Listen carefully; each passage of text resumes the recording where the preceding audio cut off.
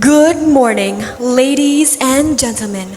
Welcome to Icogpass 2026. Firstly, we would like to make sure that every participant has signed the attendance list at the registration desk located in front of this room. We also remind you to check your goodie bag to make sure that you have coupons for your lunch. And please note that participants have already received name tags, souvenirs, and information about the presentation room. Before we begin this conference, we would like to introduce ourselves. Hello, my name is Anna. And my name is Shakila. We will be the master of ceremony of today's event. Before we start the conference, there are several rules for all participants. 1. All online participants can stream this conference through Zoom meeting or YouTube account of Politeknik STIALAN Jakarta. 2. All participants on the Zoom meeting, please mute your microphones during the event. 3. All participants that attend offline, please mute your devices during the event. 4. Online participants can ask questions to the panel speakers through chat on Zoom or YouTube by mentioning your name, affiliation, then your question. Please keep it short and precise. 5. The questions should be written in English. 6. For all the participants that attend in this room, you may ask your questions in English. 7.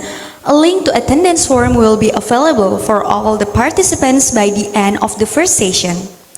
8. For safety measures during this conference, please sit in a comfortable place, ensure the safety of your electronic devices, and ensure your internet connection. Ladies and gentlemen, the conference will start in 5 minutes. Please be seated and mute your microphones and devices. Thank you.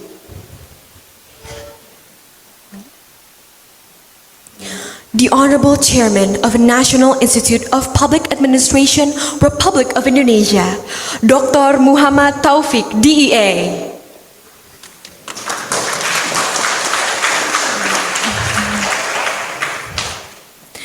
The Honorable Deputy for ISN Learning Transformation at the National Institute of Public Administration, Republic of Indonesia, Dr. Terapan Erna Irawati, Empolatmin. The Honorable Deputy for Implementation of ISN Capacity Development at the National Institute of Public Administration, Republic of Indonesia, Dr. Triwidodo Wahyu Tomo, MA. The Honorable Director for Quality Assurance, Capacity Development, and ISN Learning at the National Institute of Public Administration, Republic of Indonesia, Ervi Musmainah, MA. The Honorable Director of Leadership Managerial Training at the National Institute of Public Administration, Republic of Indonesia, Dr. Giri Sabtoaji, MA. The Honorable President of Indonesian Association for Public Administration, IAPA, Professor MR Hoirul Muluk, MSI. And the Honorable Director of NIPA School of Administration Jakarta Campus, Professor Dr. R. Luki Karunia, MA. Our VIP guest, Mr. Jose Telo Suarez Cristofo, Commissioner of Civil Service Commission, Timor-Leste. The Honorable High Officials of National Institute of Public Administration, NIPA, Indonesia. The Honorable Directors and Vice Directors of Politeknik STIALAN Jakarta, Bandung, and Makassar. The Honorable Representatives of University Partners, Universitas Diponegoro, Universitas Parahyangan, Universitas Aisyah, Unisa Yogyakarta, Bengkulu University, National Research and Innovation Agency, Politeknik STIALAN Jakarta, Bandung, and Makassar Campus. The honorable speakers. First speaker, Professor Thomas B. Pepinski, Cornell University, USA. Second speaker, Fernanda Natasha Bisi from University of Brasilia. Third speaker, Professor Lucy Taksa, Deakin Business School, Australia. Fourth speaker, Fanny Wu, Deakin Business School, Australia. Fifth speaker, Agustino Letencio de Deus, President of Civil Service Commission of Timor-Leste. Welcoming remarks by Dr. Muhammad Taufik DA, Chairman of National Institute of Public Administration, NIPA, Indonesia. An opening speech by Professor M.R. Khairul Muluk MSI, President of Indonesian Association for Public Administration, IAPA, Indonesia. And also, all participants, Ladies and gentlemen, good morning and Assalamualaikum warahmatullahi wabarakatuh. Shalom, Om Swastiastu, Namo Buddhaya, Salam Kebajikan.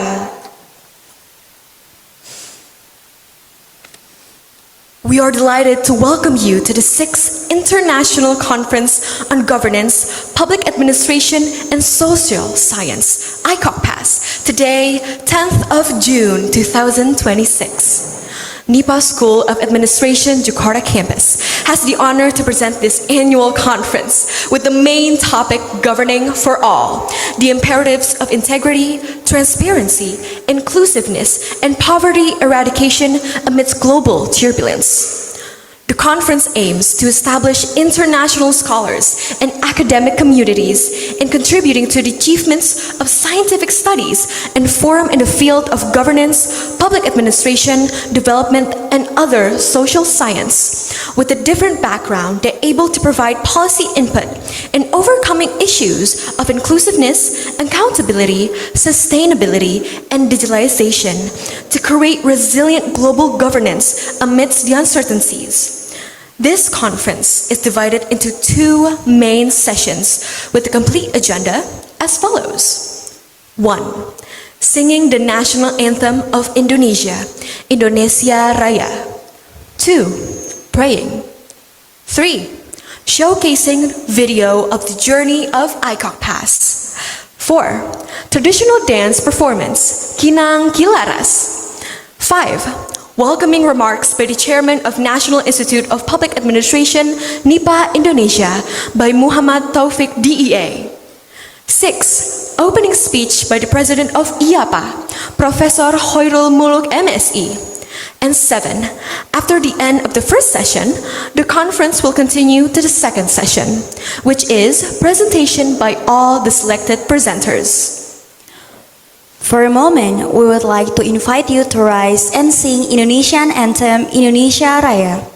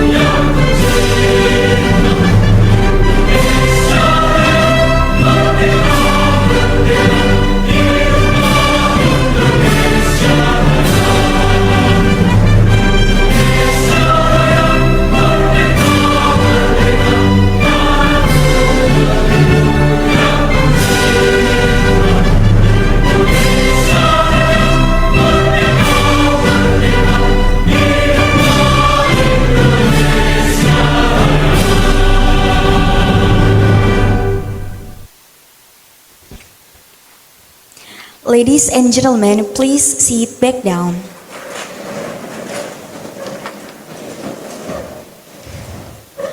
Ladies and gentlemen, the second agenda of this conference is a prayer which will be led by Arga. The floor is yours.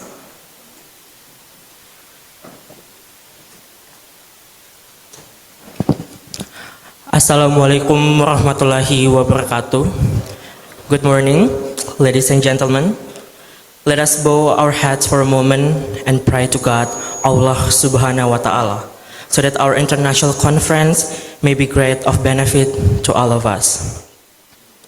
I will lead this prayer according to teaching of Islam. Those who are not Muslim are kindly invited to pray according to each of your own belief.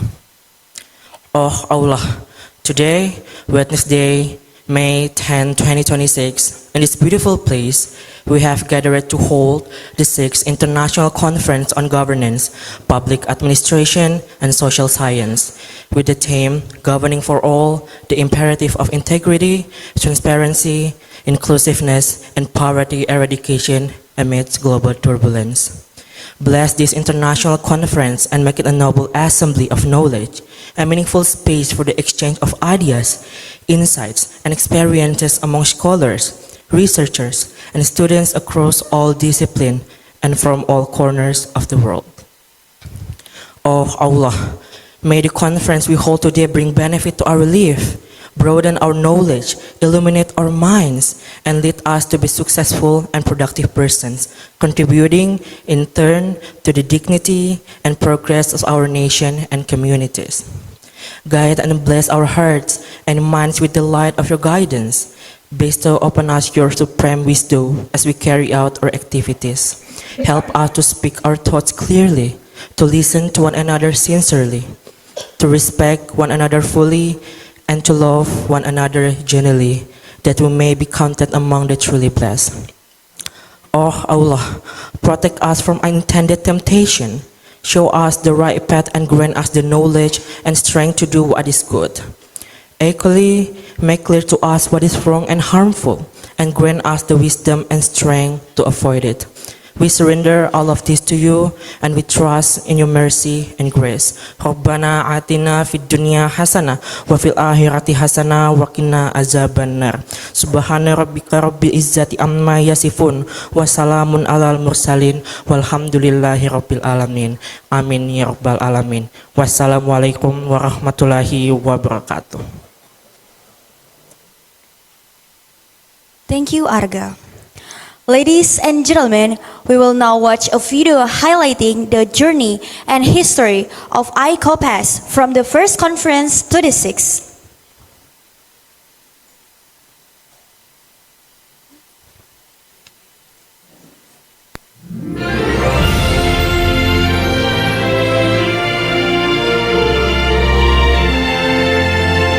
International Conference on Governance, Public Administration, and Social Science is an international scientific forum organized by Polytechnic Stialan Jakarta as a platform for academics, practitioners, and researchers to discuss strategic issues in public administration and social sciences. The conference was first held in 2018 as an effort to promote a culture of research and scientific publication within the academic community, while also expanding global networks and collaboration. Since then, Icogpass has continued to grow through its implementation in 2019, 2021, 2022, 2024, and 2026. Throughout its journey, Icogpass has attracted participants from various regions and featured international speakers from countries such as Australia, Malaysia, the Netherlands, and the United Kingdom, reflecting its expanding global reach. Icogpass has remained consistent by adapting to evolving issues and contexts. The conference has continuously addressed relevant themes, ranging from public policy and political economy to post-pandemic governance transformation. In its latest edition in 2026, Icogpass highlights the importance of integrity, transparency, and inclusiveness in governance amidst dynamic global challenges. Throughout its implementation, Icogpass has been consistently supported by the Indonesian Association for Public Administration (IPA). along with various university partners and government institutions each year, strengthening its position as a credible and collaborative international academic forum.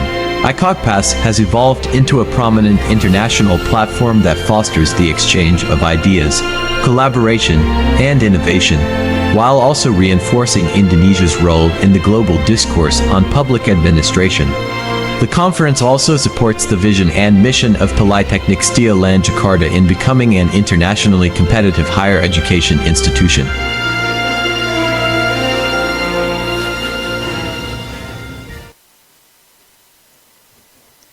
Ladies and gentlemen, we are going to see the performance of Kinang Hilaras from NIPA School of Administration, Jakarta. Please welcome Tari Kinang Hilaras, a traditional Betawi creative dance that beautifully portrays the happiness, the cheerfulness, and agility of Betawi women. Developed from a graceful blend of topeng Betawi and cokek dance movements, and accompanied by the rhythmic sounds of gombang kromong. This dance honors the legacy of the legendary Maestro Mak Kinang, while the name Kilaras symbolizes a life in a perfect harmony. Please enjoy this vibrant celebration of Betawi culture.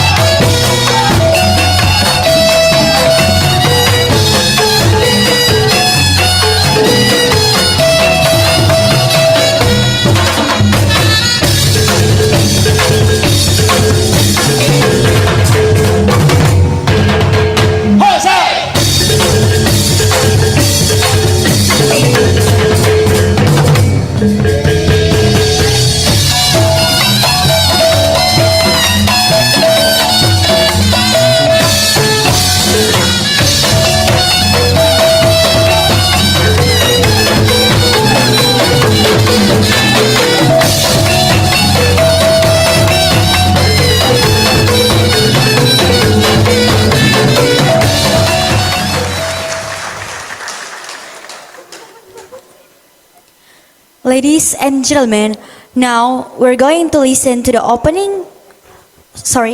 the welcoming remarks by the Chairman of National Institute of Public Administration, NIPA Indonesia, Dr. Muhammad Taufik, DEA.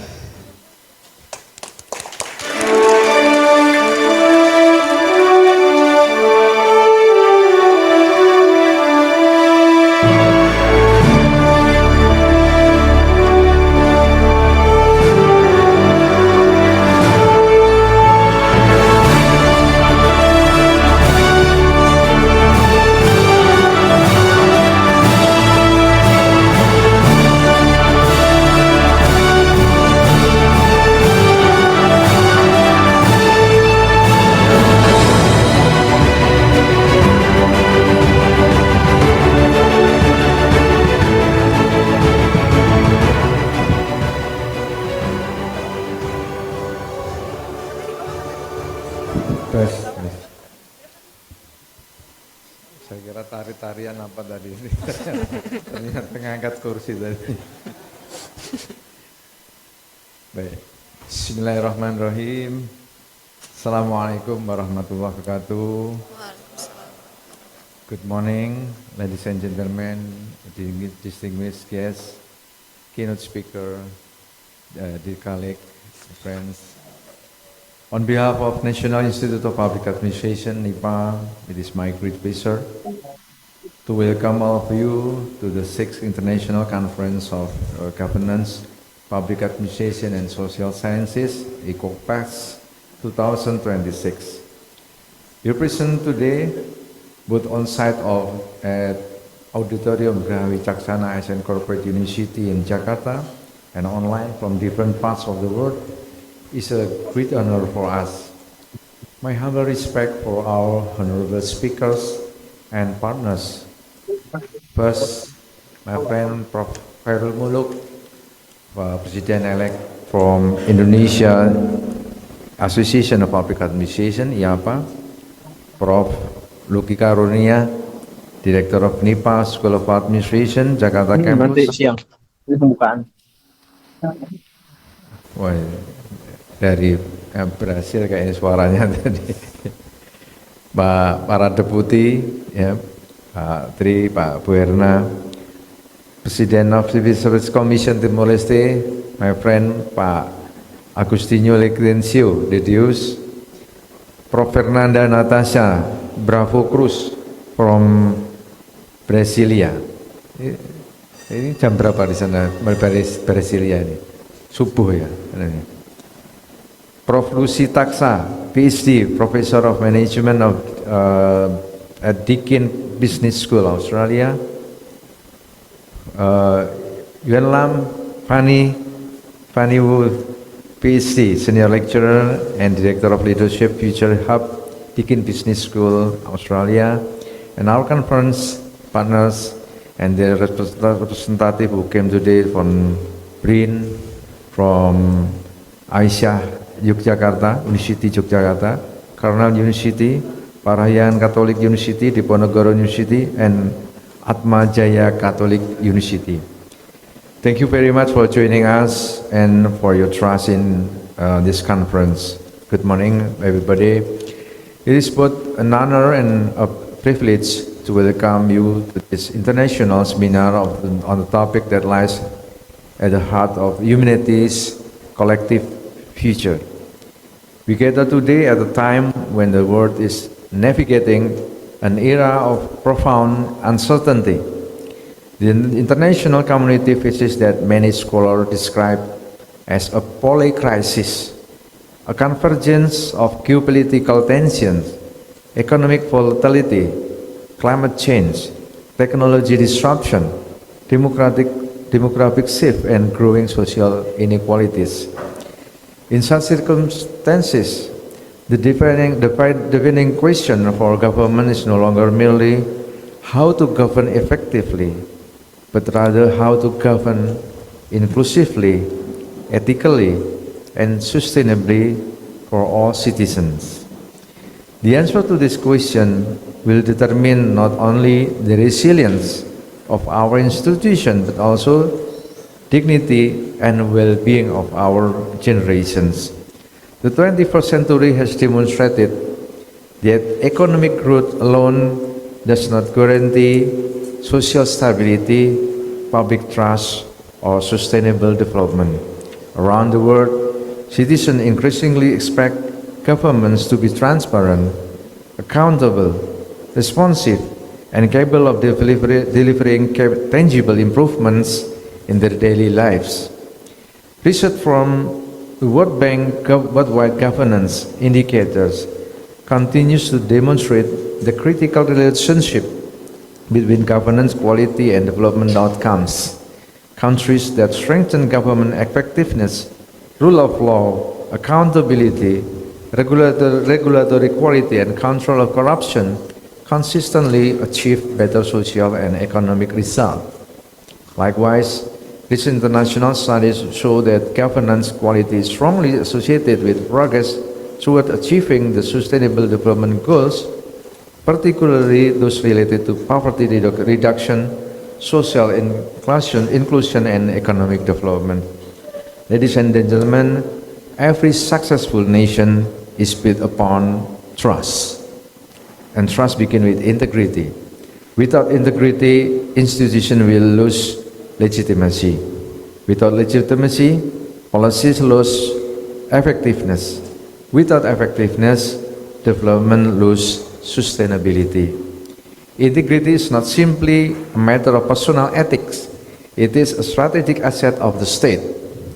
It manifests through meritocratic institution, accountable leadership, transparent decision-making, and a public service culture that places citizens above vested interests.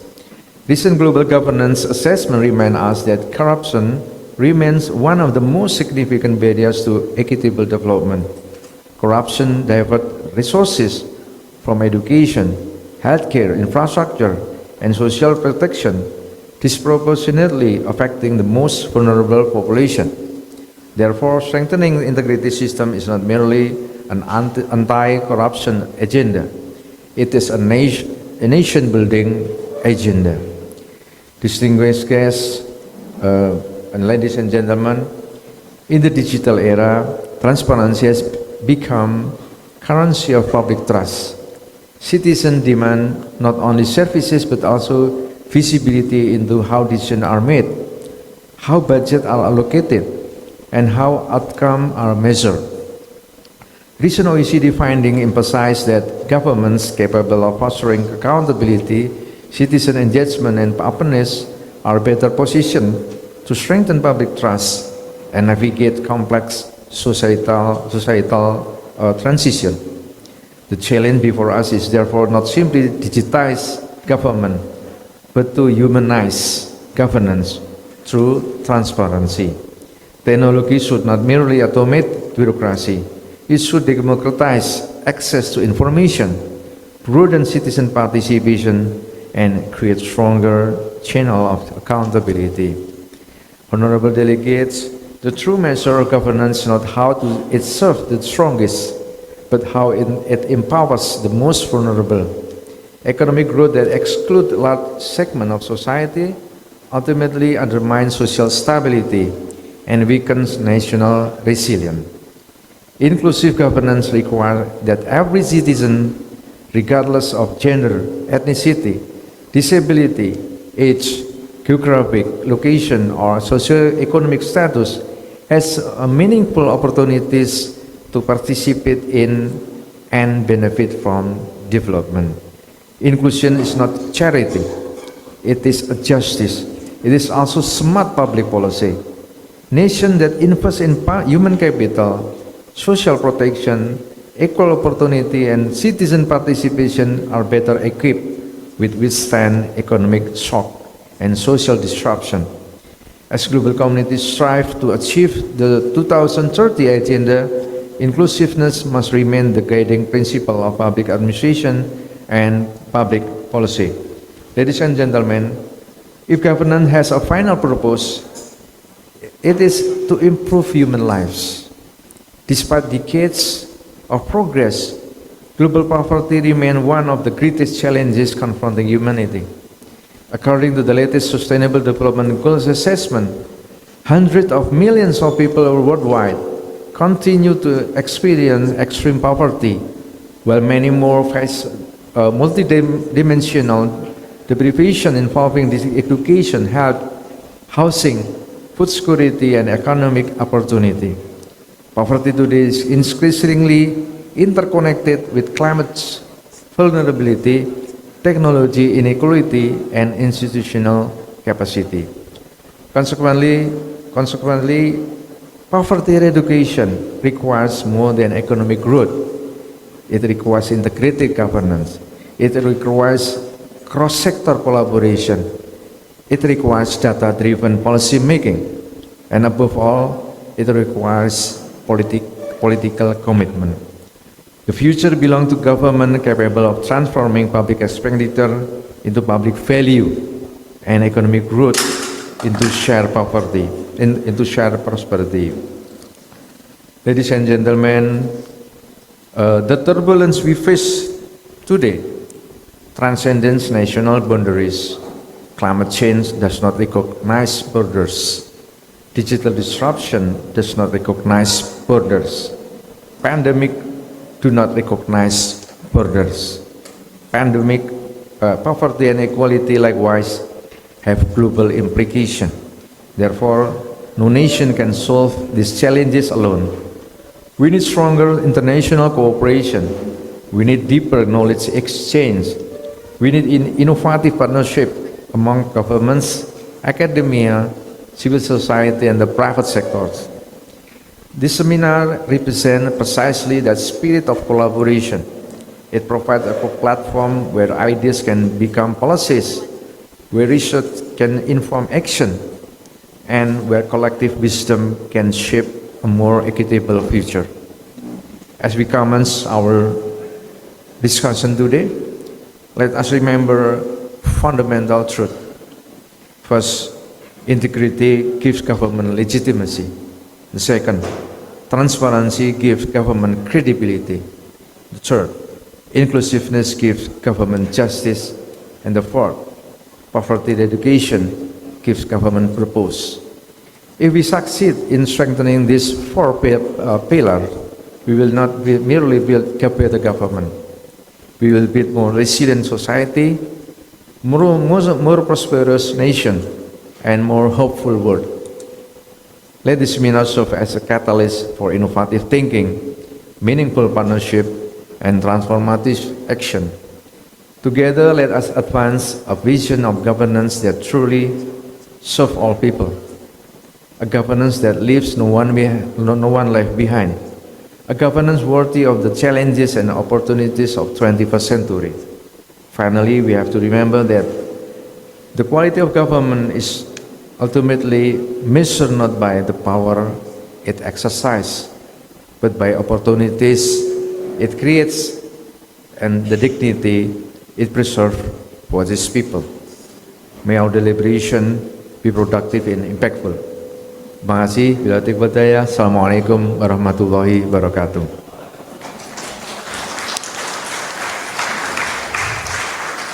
Thank you, Mr. Muhammad Taufik, for the welcoming remarks.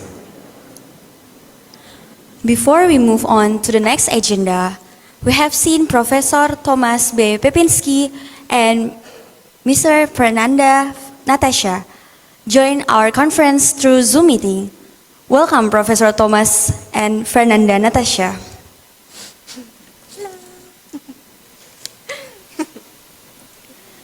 Ladies and gentlemen, next we're going to listen to the opening speech by President of IAPA. Please welcome Professor Khairul Muluk, MSI.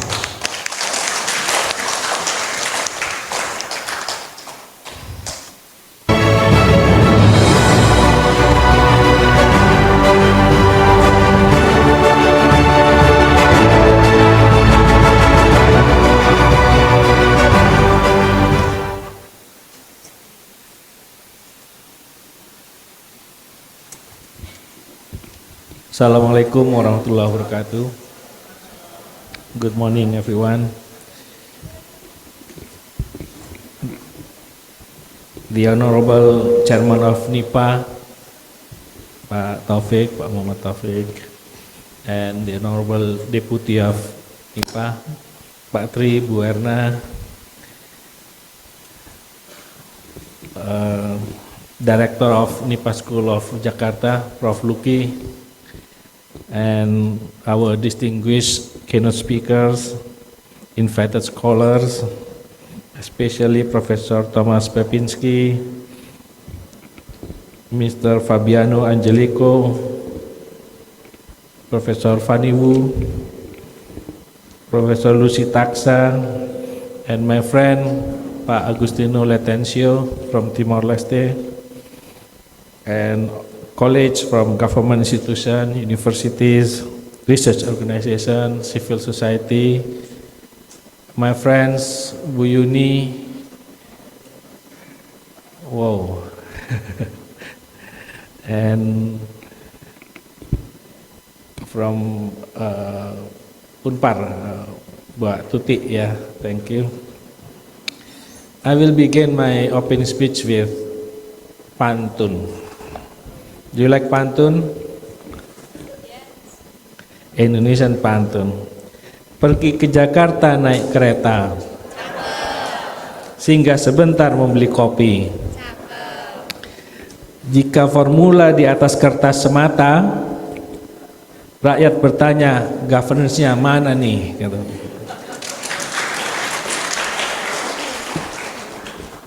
Beli batik di Tanah Abang, warnanya cerah, motifnya rapi. Kita berkumpul bukan sekedar berbincang, tetapi hadir mencari solusi. Ladies and gentlemen, it is a great honor and privilege to address today on behalf of Indonesian Association for Public Administration. And allow me to first to express my sincere appreciation to NIPA, National Institute of Public Administration, and the organizing committee for convening this important international conference. The theme of this year's conference, Governing for All, the imperatives of integrity, transparency, inclusiveness, and poverty eradication amidst global turbulence, could not be more timely. We gather at a moment when the world is experiencing profound uncertainty. Across continents, governments are confronting multiple and interconnected crises, geopolitical tensions, economic volatility, climate change, technological disruptions, democratic polarizations, declining public trust, and widening social inequality. These challenges no longer occur separately. They interact, reinforce one another, and create what many scholars now call as a polycrisis, a condition in which multiple crises become mutually amplifying. The challenges facing governments today is therefore not simply how to govern efficiently. This is what mentioned by Chairman of NIPA.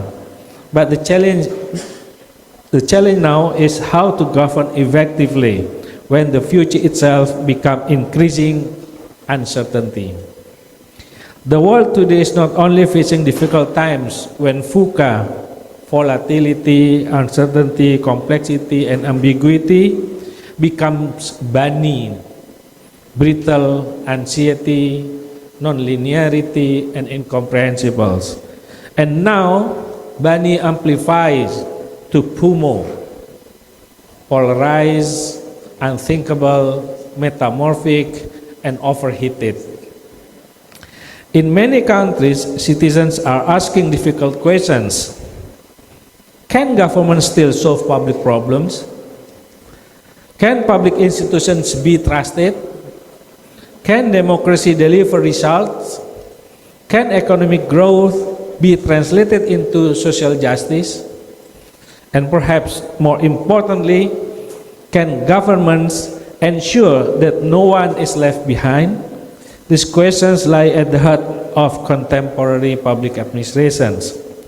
Ladies and gentlemen, historically, public administration emerged to create order, stability, and collective actions. Today, public administration is expected to do far more. Governments are expected not only to regulate society, but also to anticipate risk, to manage a complexity, to foster innovations, and to coordinate diverse actors, and build societal resilience. This transformation requires a new understanding of governance. Governance is no longer merely about controlling society. Governance is increasingly about enabling society. It is about mobilizing collective intelligence across governments, markets, civil society, communities, and increasingly digital platform and artificial intelligence system. The quality of government will determine whether society can successfully navigate the turbulence of the 21st century. Ladies and gentlemen, allow me to bring the discussion closer to the Indonesia context. Indonesia enters the second quarter of the 21st century with both enormous opportunities and significant challenges. We are one of the largest democracies. We are the largest archipelagic nation on earth. We possess extraordinary demographic potential, and we aspire to become a developed nation through the visions of Indonesia Emas 2045. Our journey toward the future requires continuous strengthening our state capacity. Indonesia must govern a vast and highly diverse archipelago. We must reduce regional disparities. We must improve public service quality. We must strengthen bureaucratic professionalisms. We must harness digital transformation while ensuring social inclusion. And we must ensure that economic growth translates into equitable prosperity. For Indonesia, the challenge is not merely economic transformations, it is governance transformations. The success of Indonesia Emas 2045 will depend not only on investment, technology, and infrastructure. It will depend on whether our public institutions become more adaptive, more collaborative, more innovative, and more trustworthy.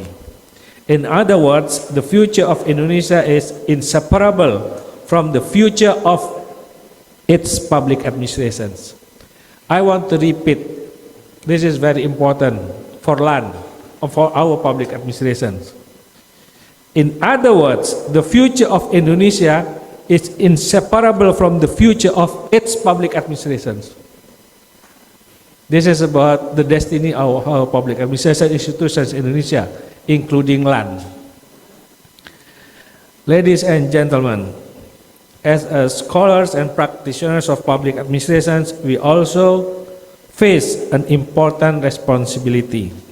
The world does not need more academic publication that remain disconnected from public realities.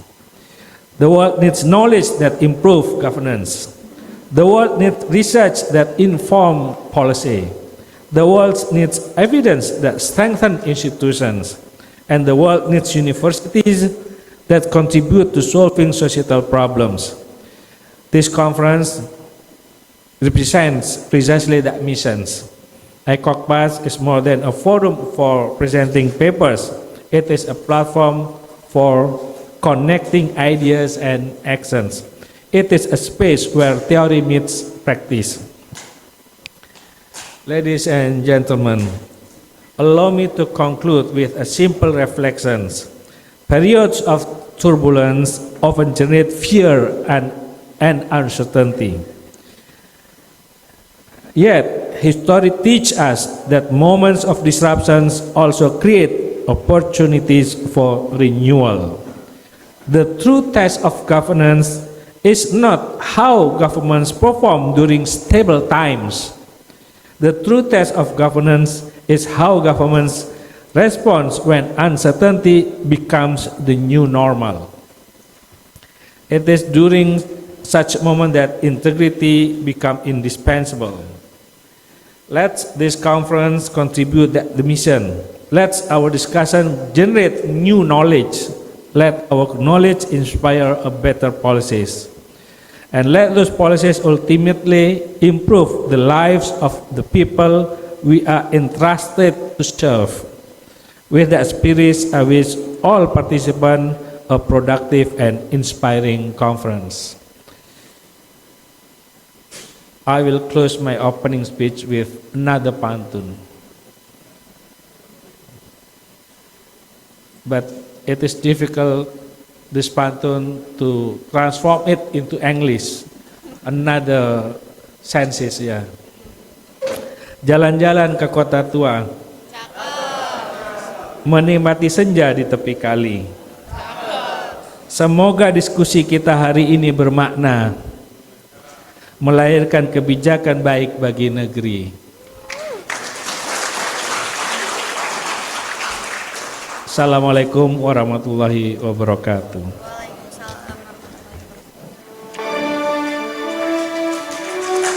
Thank you, Professor Khairul Muluk, for the opening speech.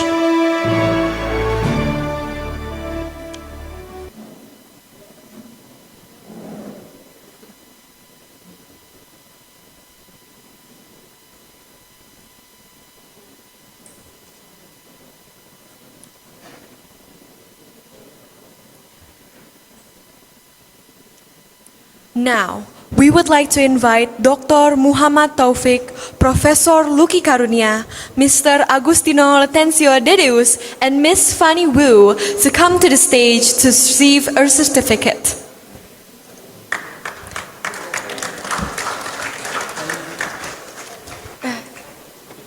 Come to the stage, please.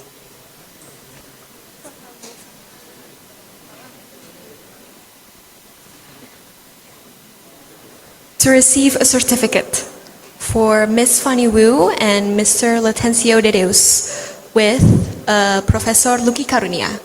Please. Yeah.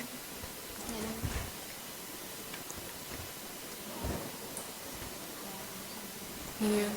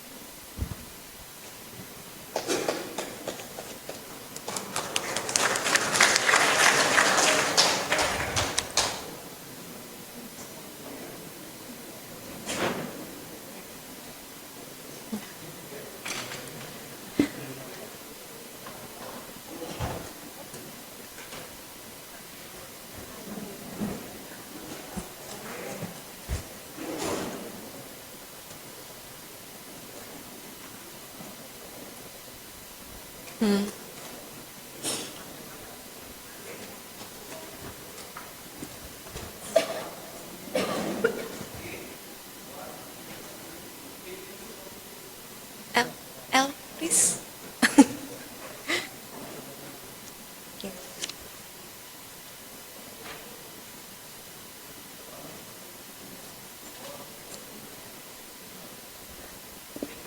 Now, we may kindly ask all distinguished guests on stage for a remaining amount of time.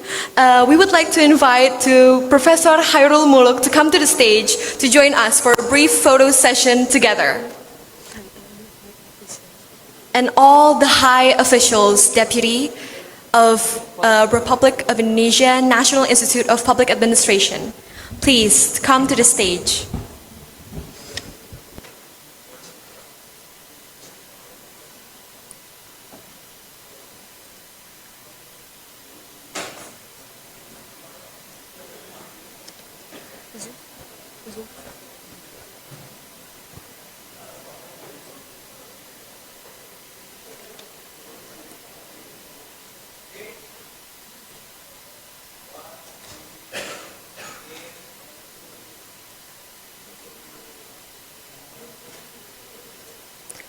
And then for all the speakers on Zoom meeting, we would like to ask you for a group picture, please to turn on your camera and give your best expression.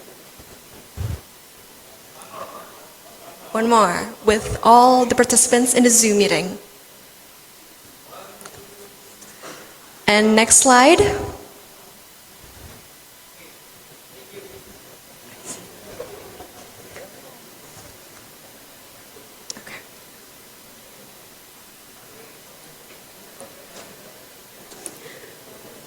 Thank you very much, Excellencies. Ladies and gentlemen, as the head of LAN and our distinguished high officials have other pressing arrangements, they are kindly permitted to leave the plenary hall. We thank you for your presence.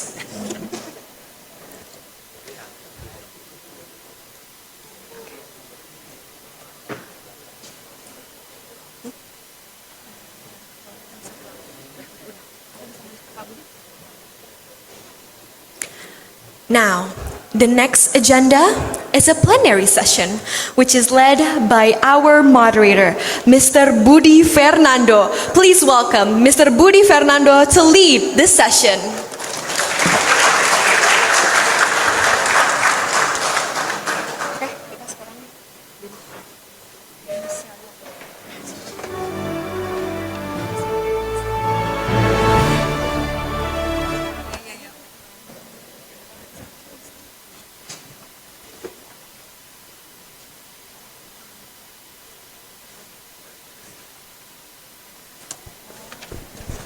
Assalamualaikum warahmatullahi wabarakatuh.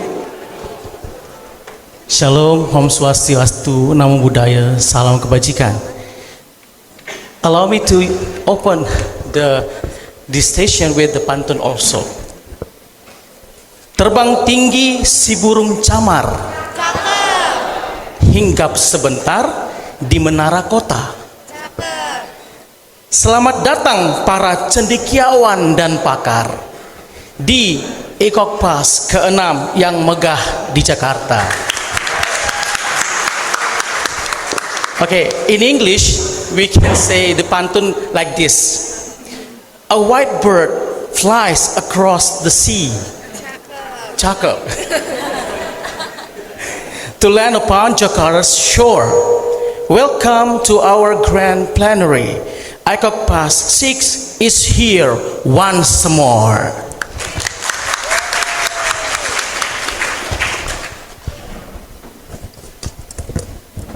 Distinguished guests, esteemed speakers, fellow academics, ladies and gentlemen, good morning.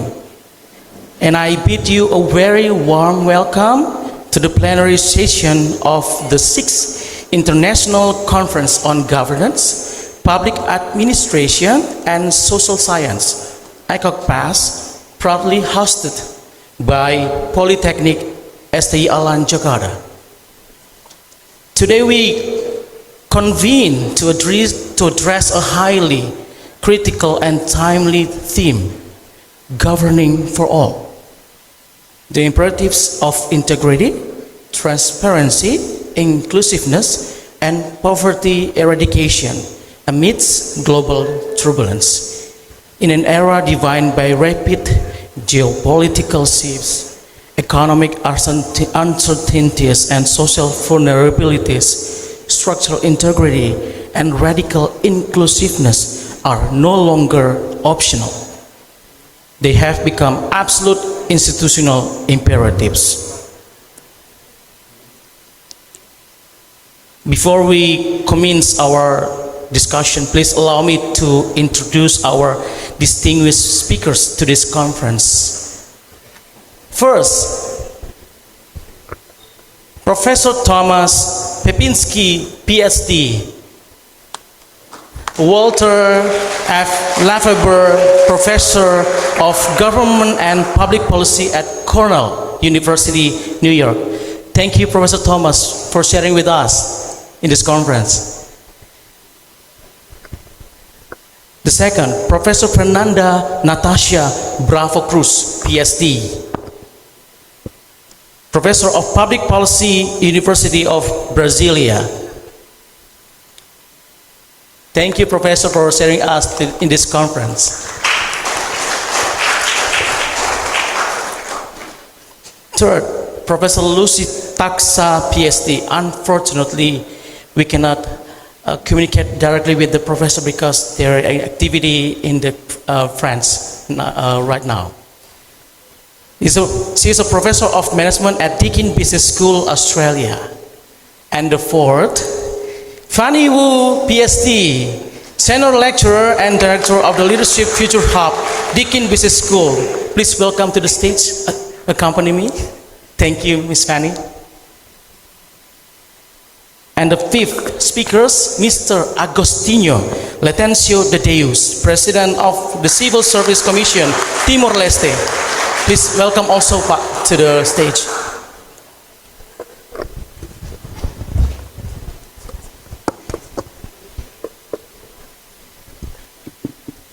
Thank you. Now that we have been briefly introduced to our esteemed panel, I invite you all to give your full attention to the insights they are about to share. To commence our session today, please join me in welcoming our first speaker, Professor Thomas Pepinski, for his 15 minutes presentation. First of all, allow me to share more about Professor Thomas. Professor Thomas Pepinski is a political scientist specializing in the political economy and democratic system of Southeast Asia, particularly Indonesia. His key roles as a professor and Southeast Asia Program Director at Cornell University, non-resident senior fellow at the Brookings Institution, editor-in-chief also of the Journal of East Asian Studies. His research focused on the intersection of politics and economics, democratic backsliding, and social identity in emerging markets. And his notable works is author of Piety and Public Opinion, frequent contributor to top-tier academic journals and major global media, the New York Times, Foreign Affairs. Professor Thomas Pepinski will provide us with an overarching global context. For not further ado, Professor Thomas Pepinski, the time is yours, Professor. Thank you very much. Can everybody hear me okay? Yes, of course. Okay, baiklah. And it's so nice to see you all. Thank you very much for spending some time with me. I believe there's a couple slides that have been prepared, so we should show those as well if that is possible. Alternatively, I can also share my screen if that would be easier.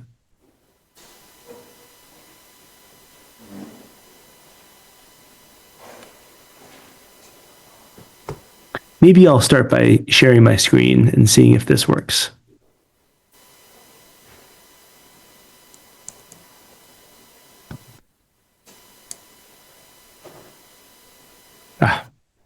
Sorry, it seems to be a problem. Okay, it's all right. I will present some brief remarks. I want to begin by thanking everybody for having me here. I'm very sorry that I cannot participate in person.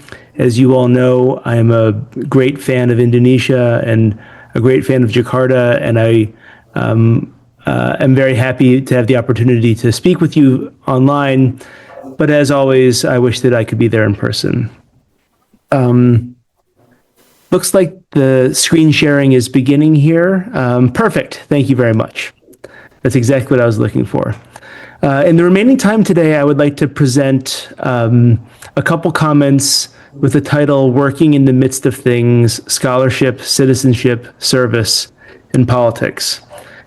And I want to do this from the perspective of an American who is a great fan of Indonesia, an American who recognizes that his country, the United States of America, is in a difficult spot. And so I'd like to share my perspectives as an American dealing with core questions of governance and public policy in the United States, with the expectation that this may help fuel some of your discussions as well. Let's start by taking a look at this. The title of this year's conference is Governing for All, the Imperatives of Integrity, Transparency, Inclusiveness, and Poverty Eradication Amidst Global Turbulence.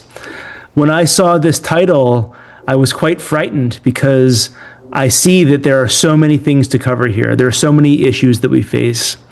As I've written here, the problems we face are so big and they are so many.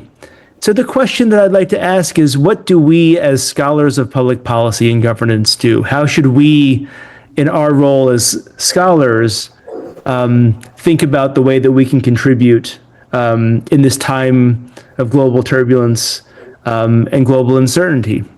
And I want to think especially about our own purpose. What is the purpose? What is our task as scholars? And how can we use this to contribute to better public policy and better governance in the countries that we care about?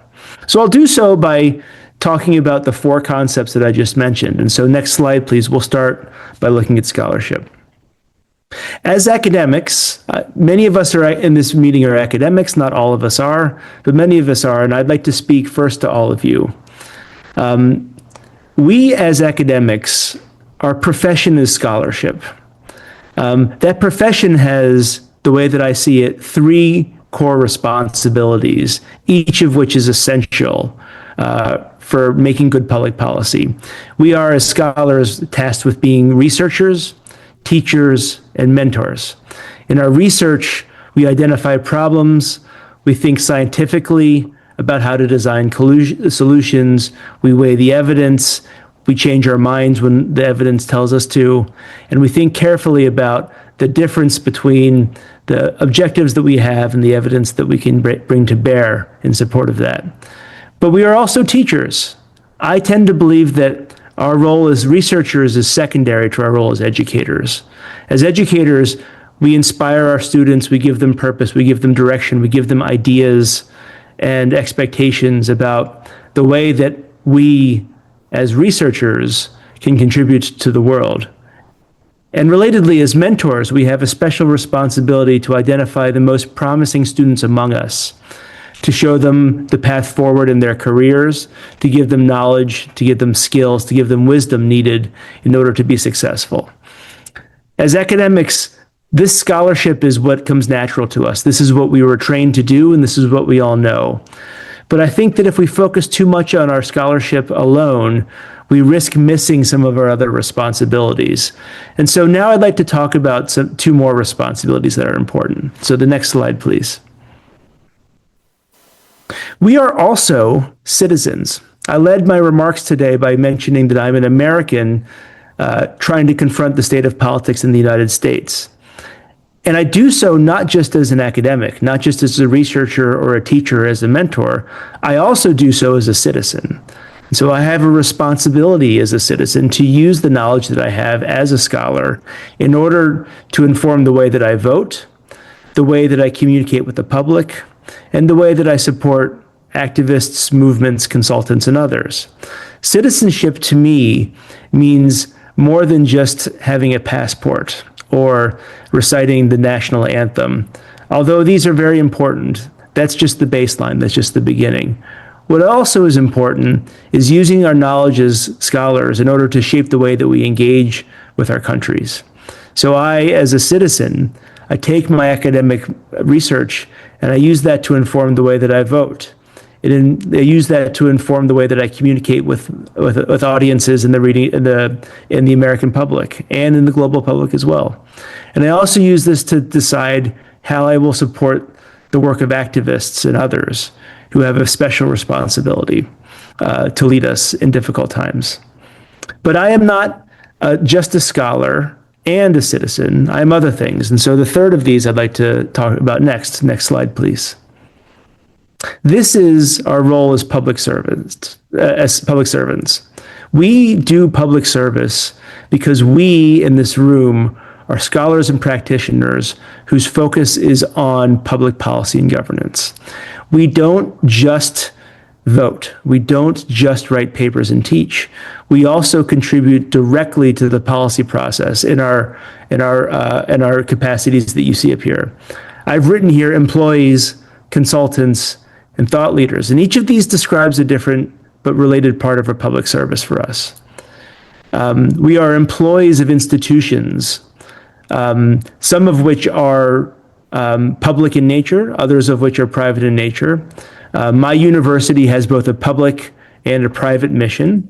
As an employee of that university, I have a responsibility to direct that university to do research in the service of public policy, in the service of good governance. Outside of my own work at my university, however, I also consult. I consult with national institutions such as the Brookings Institution. I also consult with international organizations such as the government of Indonesia, such as the World Bank, and other organizations as well. I take my own commitments as a citizen and my own knowledge as a scholar, and I use that to directly intervene where appropriate and as necessary in the policy process itself.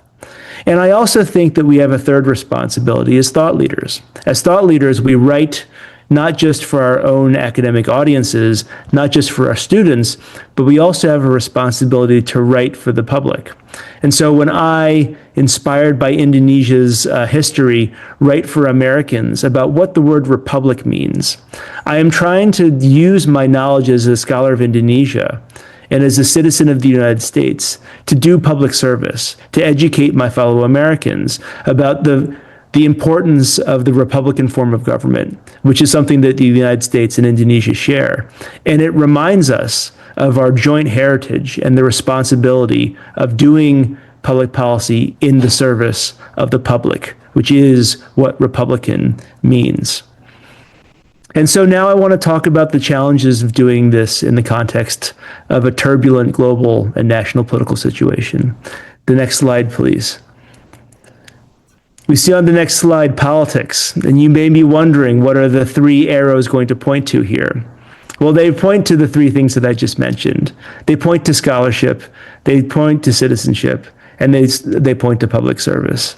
By this I mean, in my country at this present moment, politics is unsettled. Politics is uncertain. Americans are divided over politics. They are uncertain and they are fearful about what will happen next. We, as scholars, as academics, as practitioners, we have to manage the difficult tasks that are in front of us. We have devoted our lives and our careers to serving the public. And in a democratic form of government, this means sometimes saying unpopular things. This means sometimes telling our governments that they are making mistakes. This means sometimes speaking truth to power. So how do we do this?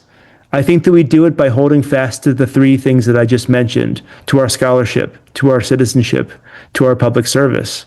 We have a role to be advocates for our peoples, to participate in politics based on the knowledge that we gain as scholars, based on our responsibilities as citizens, and based on our commitments, professional and otherwise, as public servants. So with all this in mind, I'd like to close with a brief discussion on the next slide of what it means to do good public policy. So next slide, please. What does it mean to respond to the conference's title of Governing for All? I like to ask people when I teach public policy, what type of problem is public policy? What type of problem is governance? And many of us, including me, I really like thinking about the design of political systems, how constitutions work, how policy is designed, how policies are delivered, and how to make things work. And in that sense, I sometimes feel like I'm an engineer. As you all know, engineers, they work with public policy, with equations. They work with science, and they can calculate to a high degree of confidence exactly how much concrete is needed to build a bridge and what type of structure makes that bridge secure. Is governance like that? Well, as you can see, I've given you another idea, which is that governance is not engineering and design. In fact, governing for all means something else. It is not about learning equations and implementing them to the tolerance that's given in our textbooks, as if we are engineers building a bridge. I think we are more like artists. And our business is most successful when we remember that governing for all is not about acting like an engineer. It is instead realizing that governance is not a science, it's a craft. A craft is something that you can practice. A craft is something that you develop. A craft is something in which there is no right way to do things. There's no single way, correct way to draw a picture. As you see here, the man painting this picture, he's not attempting to recreate something exactly. He's using his own wisdom, his own ideas, and his own eye for aesthetics in order to create something new, something that we didn't know that we needed, but had to be made for us. In service of that, I want us to remember that although we are scientists and although we follow the evidence, what makes us special, what makes our positions and our business important, is that we combine that science with wisdom, with judgment, and with honesty. And that is what makes governing for all possible. And that is how I recommend that we remember our responsibilities in a time of great global uncertainty. So with that, I'll end my comments here. I want to thank you all for the invitation, and I regret that I cannot be there with you in person. Thank you very much. Terima kasih.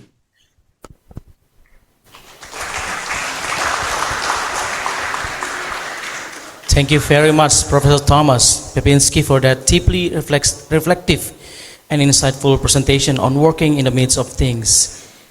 Professor, please allow me to make a conclusion and very interesting presentation, because colleagues, Professor Thomas has rightly reminded us that the global problems we face are vast and interconnected.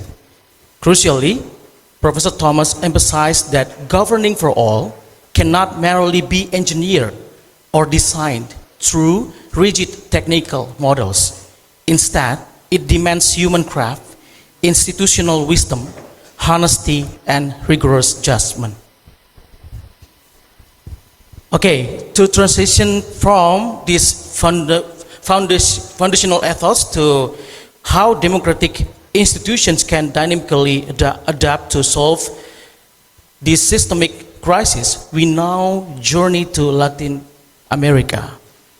It's my pleasure to invite our second speaker, Professor Fernanda Natasha Bravo Cruz, PhD. Professor Fernanda is a public policy professor at the University of Brasilia, co-leader of LAP2D and an NEPCEP counselor holding a PhD from University of Brasilia, and the former UNB Director of Social Integration focuses her research and outreach on public action dynamics, political participation, policy networks, and human rights. Please welcome Professor Fernanda Natasha Bravo Cruz, PhD, to present the material presentation for 15 minutes.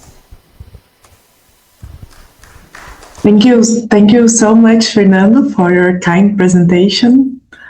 I would also like to thank very much to Ali Nugroho and Luki Carunia, both professors who have invited me to participate. Also, Professor Paula Schomer, also from Brazil, who has done these amazing bridges between Brazil and Indonesia, and who has taught me that our countries have much in common and in public administration. So I'm really, really happy to be here. I would like to ask you to kindly share the presentation that I have shared with the organization before.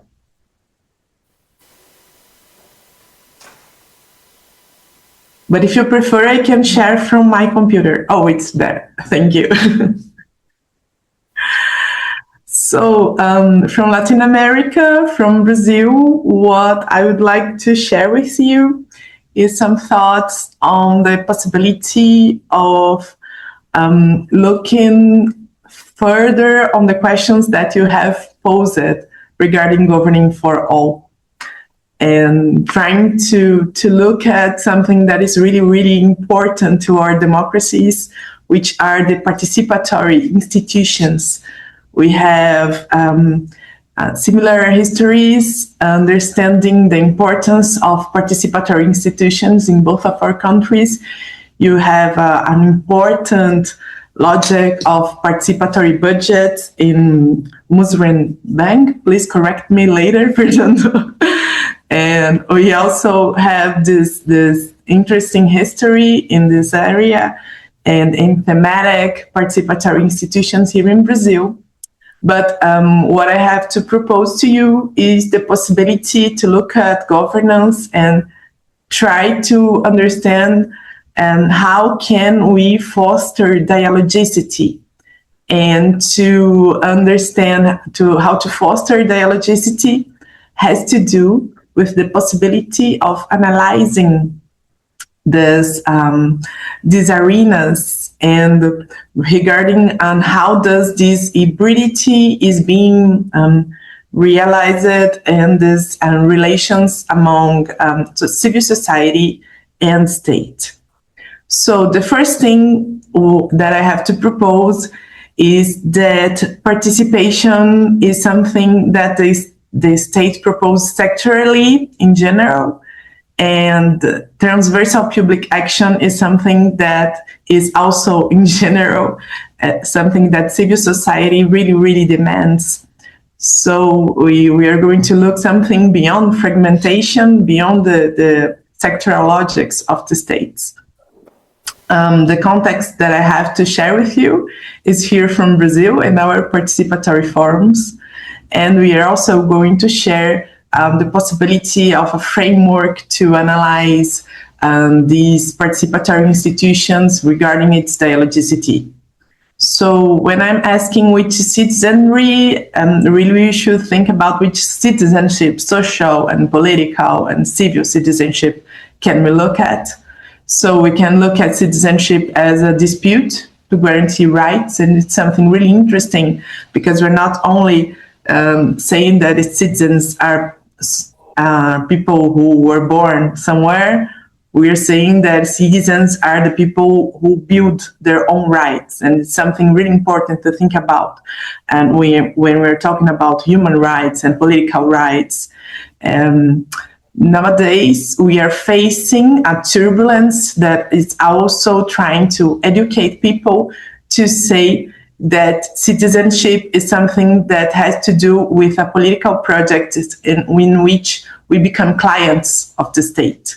And this has very little to do with the guaranteeing of rights. So these are perverse conflicts between political projects. And I myself am on the side that on the side with people who says that a democratizing political project is the one who has to do with the possibility of making part in decisions within the states, to have the civil society with the states deciding together about which things are important and which are not. And this has to do with the possibility that Paulo Freire has presented to us of building the untested feasibilities together, and in a collaborative governance that is only interesting when we are including the vulnerable people. And the excluded people are the majorities of this world.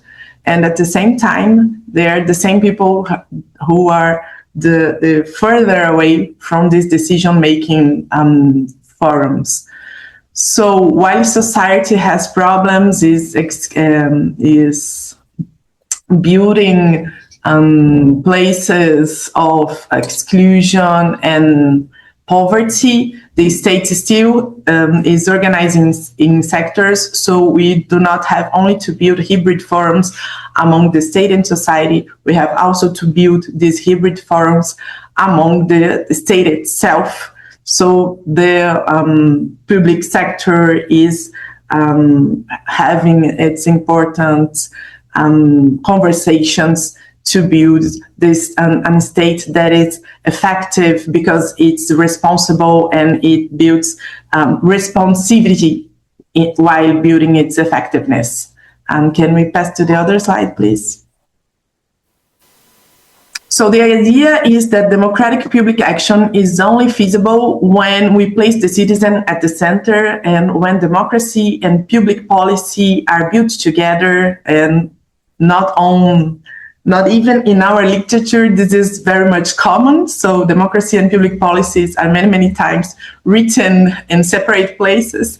And at the same time, we are building democratic forums and not having the proper response in public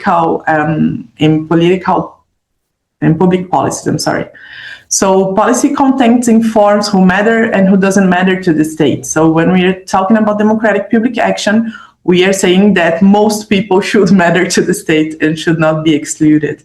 This has to do also with reflexivity and to understand that representation, redistribution, and recognition are very, very rare and should be also on the center in this democratic public action. We can also learn from intersectoral actions and intersectional possibilities. We can learn from Black feminists and from their flexible logics of solidarity that transversal politics is not something that we should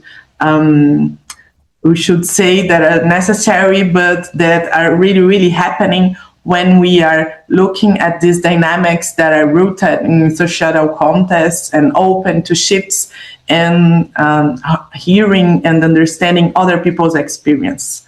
Next, please.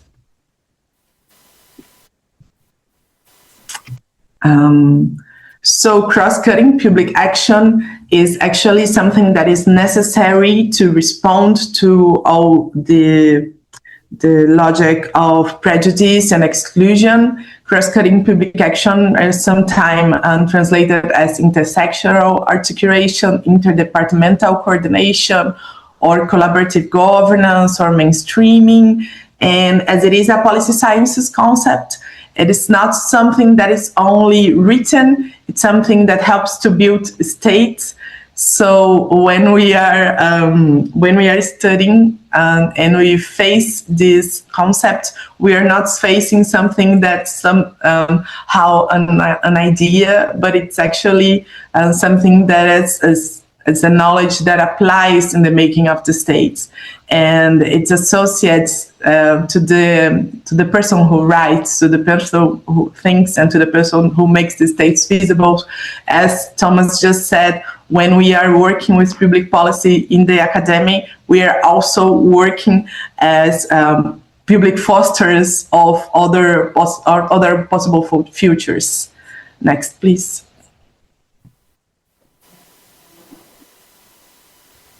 Here in Brazil, we have these councils and conferences that serves as hybrid forums that are critical to the fragmentation of the state. And these arenas, they interconnect social state dynamics, multidimensional problems, intersectional management, and normative frameworks for other possibilities of justice and organizational models, allowing us to think about democracy and development, articulating a logic of societal projects and possibilities of achievements. Next, please.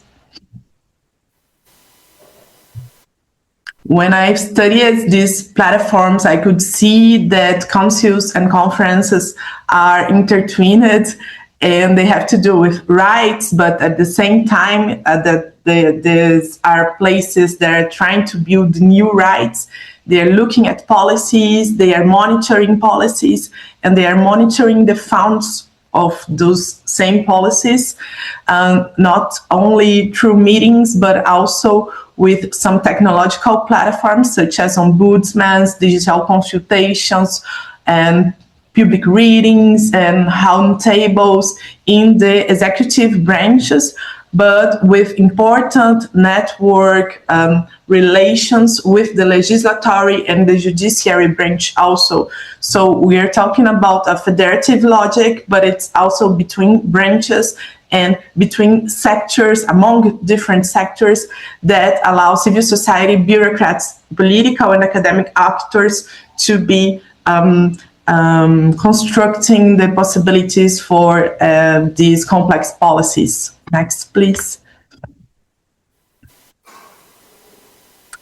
We have had in Brazil during Bolsonaro government turbulent times, really uncertain times, and the dismantling not only of public policies but of public forums, and in national arenas we have seen very important controversies between the executive and the judiciary branches. So collective action, which was very much organized in an architecture to foster national transformation, became once again more local. And from 2023 to today, we have been living the retomada, is what we say in Portuguese. We have been rebuilding public policies and public forums, and it's really interesting that the sad period that we have lived in our democracy just before have taught us to go back to local in a very virtuous way. And we are also building institutions that are learning from the solidarity that we had to put upon our work during the pandemic. So we have not only suffered, but learned from these very difficult and sad times that we have had recently in our history, in our democratic institutions that are being renewed nowadays. Next, please. What I have to say about those cross-cutting possibilities is that this has very much to do to what Michel Foucault would call governmentality, and with the TEDx and networks that we have been continuously not only analyzing, but building. So next, please. It's really interesting to try to understand the transversion action that is being built between civil society and the state as something that has different axes and dynamics and dimensions through its dynamics and relations. So Doriana Darrois and myself, we have built this framework that regards to the power contexts and how does it relates to meanings and experiences, and how does the actors build normative instruments which are at the same time operative practices to build interesting results. So the suggestion is that sometimes we have many interesting relations among actors and processes, and the results are not so big as the framework says, but the results can foster those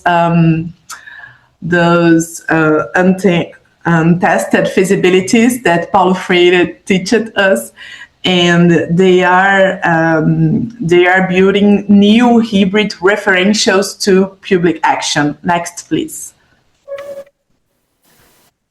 Another framework that I would like to share with you is this one regarding the dialogicity. It is possible for us to make a qualitative study to evaluate the dialogicity, which is, with Edgar Morin, something that is really important to understand how does the state organize itself through order, disorder, interaction, and organization. So what I propose is that we have the management philosophy, the organizational model, and the techno-political substrate in those interesting participatory forums, and all of them can be evaluated to see if there is a consideration of multiple references, considering, as people said before me, the different genders and ethnicity marks, the possibility of civil society to be someone who negotiates, not only someone who is watching the agenda, the possibility for the citizen to guide the debates. All of this is a part of the management philosophy. And also the organizational model can be evaluated. We can analyze the tendency through horizontally, or if it's something more hierarchical that is happening in so-said participatory institution, which is the diversity or independence of groups. How do the logic is transparent or traceable? Is trust being built through the repetition of interactions?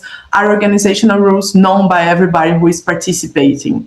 So it's also possible to build, to design new policy instruments considering this organizational model, this management philosophy, and regarding a techno-political substrate that brings to itself multiple forms of knowledge, with legal knowledge, scientific knowledge, practical knowledge of lay people, the people concerned with public problems. Of course, with the managers and the bureaucratic technicians and politicians who are making the state in dialogue with all this diversity. Next, please. We cannot think that this is easy. We should embrace complexity to build these arenas that are really, really responding to public problems. And I understand that we can learn from the sociology of public action and sociology of science to analyze and help building these arenas, these hybrid forums through processes that are regarding to inclusion agendas, but they have to have routines, observing regimens that are inclusive and informal interaction strategy, as well as formal strategies to reach outcomes such as new links among actors, new socio-technical norms that are responsive, and hybrid referentials that are tackling issues on food security, gender, race, environment, and other wicked problems through participatory planning, monitoring, and new regulations. Next, please. We cannot forget that we see things differently from other actors. So civil society is understanding that transversal public actions is something that has to do with a theme, and political actors are worried about the legitimacy of their government. And at the same time, the bureaucrats are, when they are talking about transversality, they are thinking about intersectoral or collaborative governance. So not everybody is thinking the same things. So it's really, really important for us to design tools in which we can translate to each other these different meanings so we can build a different world together. I would like to thank you very much once again. Next, please. I'd like to say Terima kasih to all of you, and I hope that we can keep on talking and doing the South-South dialogue, the bridges. It's really, really important to all of us, and I'm really glad to be with you here. Thank you, and congratulations for the event. Tenada, Professor, tenada. Okay, thank you so much, Professor Fernanda, for that profoundly enlightening presentation. You highlighted a critical reality. Society has problems while the state has sectors.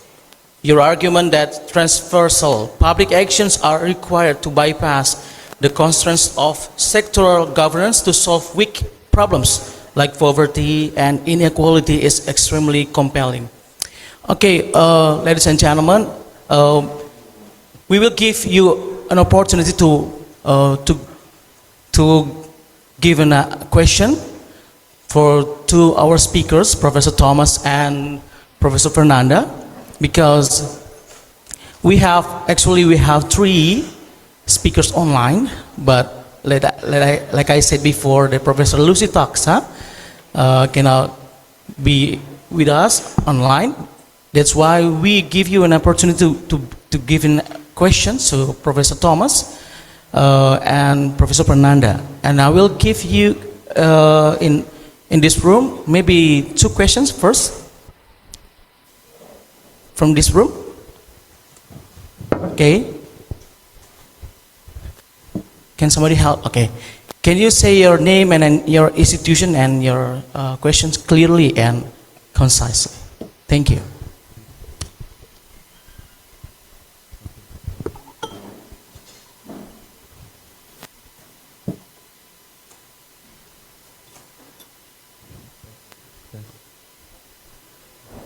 There's a problem with the mic.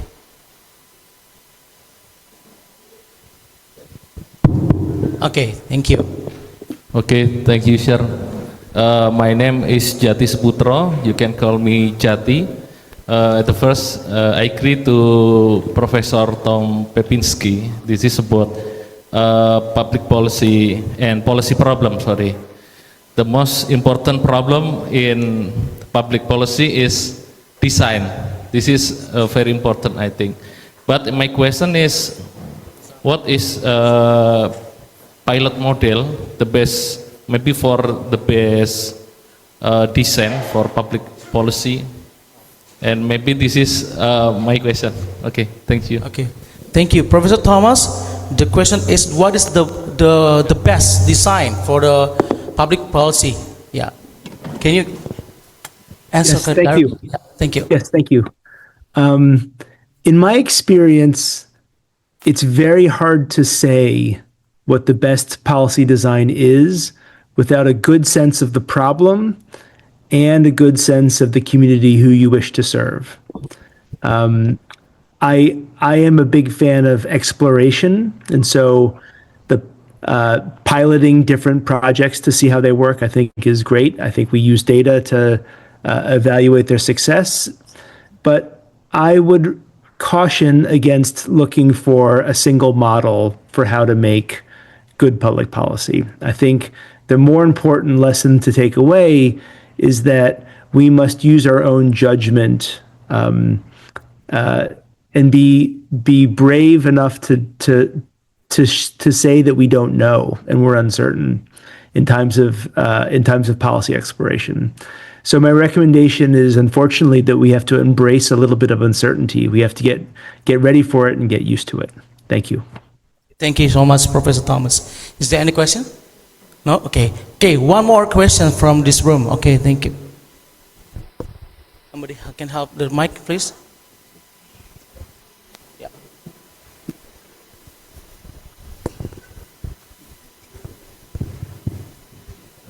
Thank you very much. My name is Sutikno. I'm a doctoral student in public development administration in STI LAN Jakarta, and I have a background in social policy from Crawford School of Public Policy and Australian National University, and I'm interested in the research of social policy, poverty eradication, and social protection, particularly in the context of Indonesian social protection reform. I think this theme in these panels, integrity, transparency, inclusiveness, and poverty eradication, cannot be achieved without the foundation element that is often under resources, like a robust institutionalized capacity to generate and use evidence in public decisions. I think Indonesia has already tested the idea of internal government think tanks Like in the previous administration, we have like a quasi internal policy think tank. We call it the Acceleration Poverty Alleviation national team. And in this quasi institution, we are able to cooperate with like MIT, JPAL, all of the rigorous internationally recognized for social policy, public policy. And I think yet when we call the political situation right now, the leadership is changes, and institutional commitment is like a weekend, as evident remain compelling, and because that I'm part of the government, I would like to reflect the situation on the School of Public Policy, like STA Alliance, must be designed and overcome this situation and challenges. So it brings me a question. I think there are two questions. Two questions to Professor Thomas? Or Professor Fernanda? The first one is for Professor Papinski. Yeah. Thomas, okay. Yeah. First, on the government and independence, how should a School of Public Policy or like a public policy institution to be structured to protect academic freedoms, including the right to publish finding inconvenient in those powers, while remaining genuinity connected to the evident needs for the agency, minister, and the administration and government. So, what governance mechanism essentially in Indonesian specific institution? The second question. And the second question is for Professor Cruz. Professor Fernanda, okay. Yeah, Fernanda. So, on the resilience across the political cycles, the inclusive governance, such as like a poverty eradication issue, long-term commitment, you should have a long-term commitment, but the government sometimes changes, I don't know, like the dynamic from the Brazil, probably Professor Cruz can tell us about the dynamic of the policy, and then so that's why the interconnection between all actors in the public policy can be advanced. So what institutional design features, whether the university anchors, legal autonomy or international partnership what can is join? The traditional? Yeah. So how do we build the policy school or such an institution that can serve not just the government today, but the public interest for long term? I think it's a lot of assets that Professor Cruz already mentioned about the all aspects. Okay. How to mention that? Okay. I think so. And the third one, how to finance, because for doing the robust analysis or research, it costs a lot of. So how we cope with that for a public institution? I think that's all. Thank you. Okay, thank you. So, Professor Thomas, the question is how can we try to develop some kind of from the school, a public administration can defend freedom, academic freedom for us, in order to make some kind of a let's say policy from campus to help government to overcome the problem. Yeah. Thank you. This is a very difficult problem, and it is a problem that we face in the United States as well. The question is there an institutional design that can guarantee academic freedom, or what is that design that best protects it? In my view, there are two important ingredients to this answer. One is the faculty must govern to the greatest extent possible. What this means is, although faculty are often public employees and they are bound by their employment contract as public servants, they must also have the responsibility only they should have the ability to determine what constitutes research misconduct. As much as possible, this should be taken out of the hands of the administration. And this is a debate that we have in the United States right now, and that's a key challenge that we face as well. The second key plank to the answer to this question is the public must be involved. The government, it is true that public policy institutions serve the government, but the government serves the people. The government is the employee of the people, and the people retain the final authority, should retain the final authority over governing academic freedom. What this means is that institutions and faculty must work together with the public, with citizens, in order to defend the principles that they all share. Thank you very much. Thank you so much, Professor Thomas. Okay, directly to you, Professor Fernanda. Can you give the answer or an opinion about the questions? Thank you. Thank you. Thank you for the question. It's really interesting to think about the resilience of policies that are fostered by participation. I think that participatory planning is something that's really, really important. Here in Brazil, participatory planning has to do with the pluriannual plan that has endures 4 years. We have had an interesting experience of a forum inter-councils. We have councils for each ministry and 30 different ministries, and a forum that has civil society participating from these different councils in this interesting forum.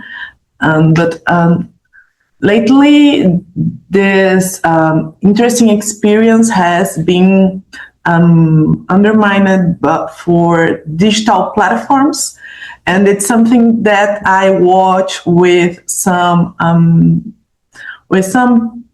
regards and some criticism, because at the same time that digital platforms are really interesting to help us to have better capillarity and the recognition of public problems, dialogicity is a little less taken into account. So it's really necessary for us to try to build these hybrid platforms in which we can still have these interesting conversations, talking even digitally, but in these conversations that are more dense, not only in a very fast logic and trying to build this complex instrumentation that's not only normative, but it's also technological, and has also to do with the values and interests of the people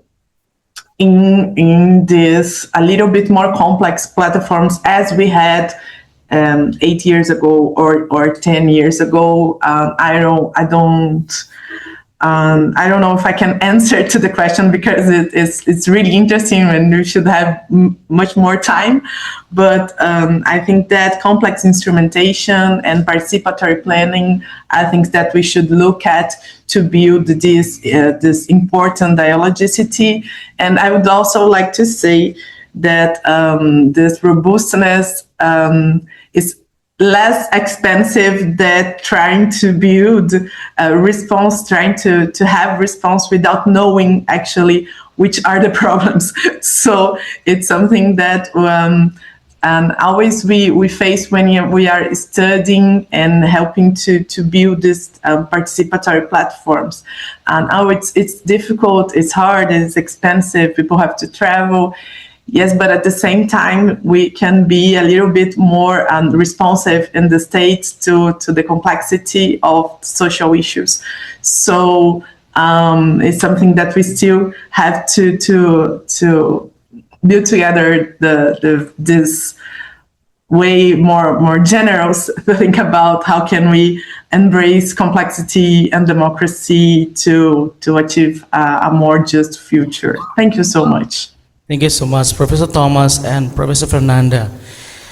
If Professor Thomas and Professor Fernanda has any other activities to do, we allow you to proceed to do that, because we know that Professor Thomas already had a Zoom meeting from 2 a.m. I think I heard from the committee. So thank you so much once again, Professor Thomas Pepinski and Professor Fernando for sharing with us. Thank you so much once again.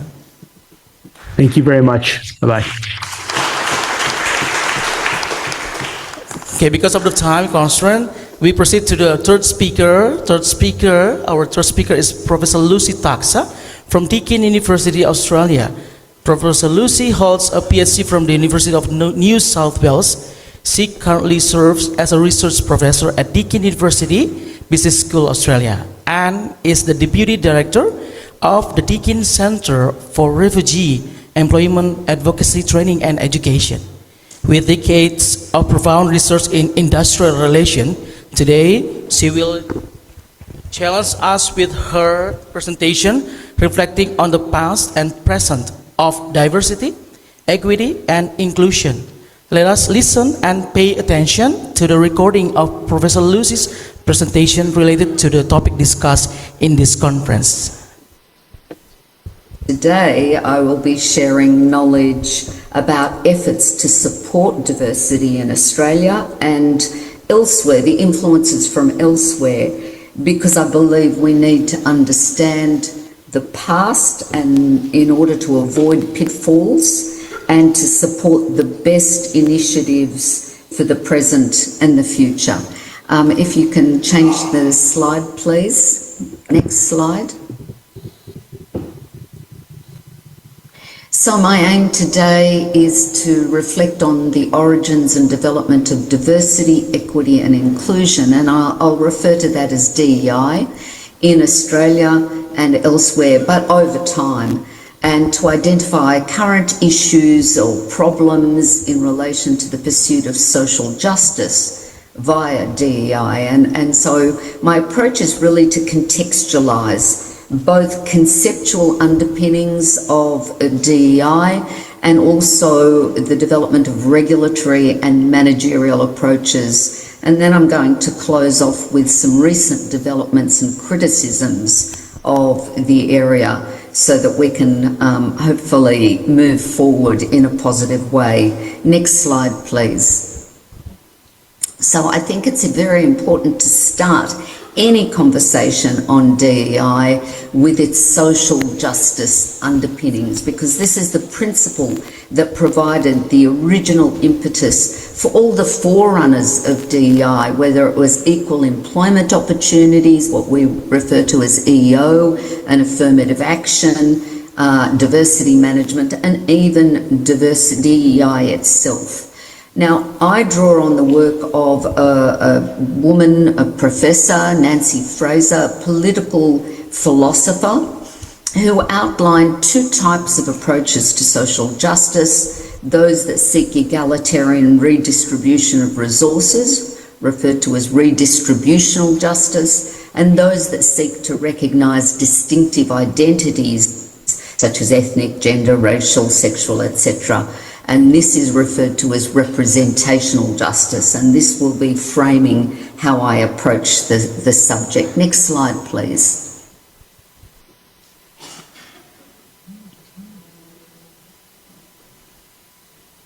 So the context, I'm giving you a number of contexts, and for us in Australia, the original context was from America, from the United States, with the movement to provide equality for African Americans, which started with the Civil Rights Act in 1964, and of course there's been other legislative approaches to equity in America, but I'm focusing really on Australia, and I wanted to point out the regulatory foundations in Australia. And you can see there's a number of acts there that prohibited racial discrimination, that established a Human Rights Commission, that ratified the UN Convention on the Elimination of Discrimination Against Women, different acts around sex discrimination, equal employment and affirmative action, then coming disability discrimination regulations, racial hatred Act was really focusing some very important issues around vilification, equal opportunity for women, and there's more, but for the sake of brevity, we end in recently with the Sex Discrimination and Fair Work Respect at Work Act. Next slide, please. The most important thing for us is that in 1973, it was the advent of multicultural policy in Australia. It eliminated not only the White Australia policy, but other forms of national discriminations. And according to Lopez, this Commonwealth Racial Discrimination Act gave a legislative basis for multicultural society, and it focused on exclusions, restrictions, and so on based on race, colour, descent, national or ethnic origin, which impaired recognition of diversity. And I think the point I want to make here, referring back to Fraser's notion of social justice, is that from the beginning, there was a focus more on representational social justice than on distributional social justice. Next slide, please. Now, at the same time, in America, there was growing concern about the heterogeneity of the American workforce, and this sparked a Catalyst Workforce 2000 report, which argued that there needed to be attention to this growing demographic diversity. At the same time, there was backlash growing to the regulatory systems relying on laws to prevent discrimination. And Roosevelt Thomas Jr. published in the Harvard Business Review arguing that there needed to be a shift from affirmative action to affirming diversity. And this gave rise to diversity management, which sought managerial buy-in into managing diversity. Now, this was a very positive thought and action, but two scholars argued that this was very useful for the Reagan administration's delegitimization of equal employment opportunity and affirmative action policies. And I think this is a really important thing to note, that there's always a context, a political context for all legislative and managerial reform. Next slide, please. So this is a picture of Roosevelt Thomas Jr., who really was the father of diversity management, and he was followed by some scholars, Thomas and Eli, who argued that there was a need for a development of a learning organisation, not just reliant on compliance with legislation. And this gave rise to what we know as the business case, which construes diversity as an asset, particularly for companies and for governments. Next slide, please. And so really the employer's diversity management rhetoric was diversity management was more proactive, it relied on managerial initiative and commitment, focusing on valuing of individual interests and the promotion of competitive advantage for companies, rather than the previous system, which was about addressing group inequities that had developed over time. And diversity management emphasised flexible HR policies and practices. Next slide, please.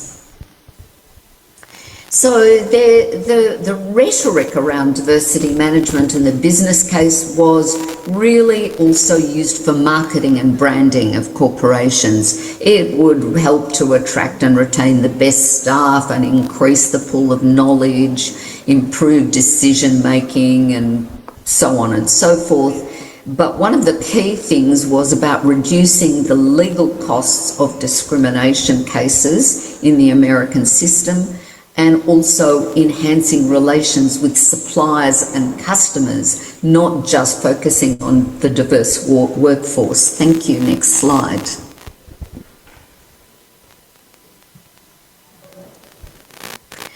So this American emphasis on diversity and productive diversity spread to Australia in the 1990s, and it was really championed by Paul Keating, who became the Prime Minister, and he was urging business leaders to take advantage of this national asset of multiculturalism, and this was then incorporated in a federal government working paper and it was around industry and leadership. It looked at both women's issues and ethnic diversity, but really it was incorporated into this whole notion of multiculturalism. In New South Wales, the state I live in, it was viewed in the legislation as cultural diversity as an asset for business. And even federally, it was promoted as the need to capitalise on this diversity. So during the 1990s and early 2000s, there was a continuous focus on the benefits of ethnic diversity and addressing gender inequality during the 1990s, focused specifically on women's issues. And it was unlike this focus on multiculturalism, it was still framed in terms of equal employment opportunities and affirmative action to increase women in senior roles and on boards. Next slide, please. Okay. So what we have is this bifurcation that develops in the first decade of this century. And it's a bifurcation, both legal, policy and bureaucratic, so that we have women and EEO on one side and multiculturalism and productive diversity on the other. And scholars began to criticise this, saying that when race is separated from gender, the experiences of minority ethnic women and issues of intersectional identities are likely to be ignored. And even in the best practice organisations, what we found during this period was that the focus was really on women, harassment, family and caring responsibilities, and disability, accommodating disabled workers in the workplace, rather than on religion, nationality and race. Next slide, please. And so, going back to Roosevelt Thomas Jr. in 2007, he started looking at what had developed since 1990, and he said, look, there are 4 stages of diversity management, but that business and the field in research terms was really stuck at the first 2 stages, and particularly, I would argue, having representation only. And what we see here is that equity diminishes in significance. Next slide, please. So, towards the end of the first decade of this century, there were increasing problems identified around exclusion and that diversity management wasn't dealing with. And this led to a relabeling of diversity management to D and I, that is diversity and inclusion. And this became very significant in Australia, and Deloitte and the Victorian government promoted a paper called that they needed inclusion in the soup, not just diversity. And this then also resurfaced attention to inequity. And so we have the new acronym around 2011, DEI.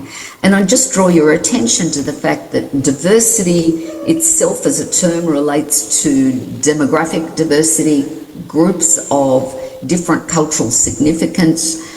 Inclusion is about involvement and belonging in organisations, and equity is about addressing systemic and structural injustices. Next slide, please. But what the criticism arose not just from Roosevelt Thomas Jr., but the other proponents of diversity management from the 1990s, who in 2020 published a paper in the Harvard Business Review, which they criticised this business case obsession. And they argued that while it was really good to see an emphasis on inclusion, it wasn't enough. because this didn't really fundamentally reconfigure power relations. In other words, it was not addressing systemic inequalities in organisations or in the society at large. Next slide, please. So what then we see is a further backlash amongst proponents of diversity, equity and inclusion for what they refer to as diversity washing. I've just given you some examples here from 2018, but more increased from 2024, where people were saying, and this was industry people, not just academics, but industry people, industry journals and so on. They were calling diversity washing like greenwashing. It was about maximising the appearance of caring and addressing moral concerns, but not actually addressing moral concerns because the focus was on the goal of making money. And Forbes magazine in 2020 argued that diversity washing was really involved businesses seeking to build fake trust in communities in order to make more money. And that really, two scholars then in 2022 pointed out that corporations were using DEI as a way of promoting themselves in terms of public relations, marketing and branding. And in 2024, a number of scholars pointed out that in terms of diversity washing, there were discrepancies between what companies were promoting through their diversity statements and what they were actually doing in terms of recruitment and promotion. Thank you. Next slide. So scholars recently have been saying that diversity management's focus has been on fair representation and that diversity, DEI, has not really addressed distributional social justice in the form of underlying structural inequalities. On the contrary, they have been subordinated to unequal representation. Next slide, please. So, returning to philosopher Nancy Fraser, she described this development as decentering claims for egalitarian redistribution. And she said that this resulted in the two kinds of justice claims, that is, distributional and representational justice, becoming disassociated from each other, practically and intellectually, in the research. And she said, this situation exemplifies a broader phenomenon, the widespread decoupling of the politics of difference from the politics of equality. And we see this as a polarisation. And you might recognise the critique of wokeism, which is really tied to this overdevelopment and over-emphasis on representation of different groups. If we can have the next slide, please. So, to my mind and my colleague in France, Professor Alain Klaasfeld, we think that the best context is, the best concept to deal with this development is the concept of balkanisation. Now, the Balkans, of course, are in Europe. There was a big fragmentation and violent war there. But the term balkanisation is increasingly used as a metaphor to identify this fragmentation and dissolution of a unity. And really, the focus on diversity rather than equality increases the focus on identity-conscious DEI. So we have this focus on gender or ethnicity or race or religion or disability and these tensions between what people say the global north and the global south. It's very simplistic dichotomies. Next slide, please.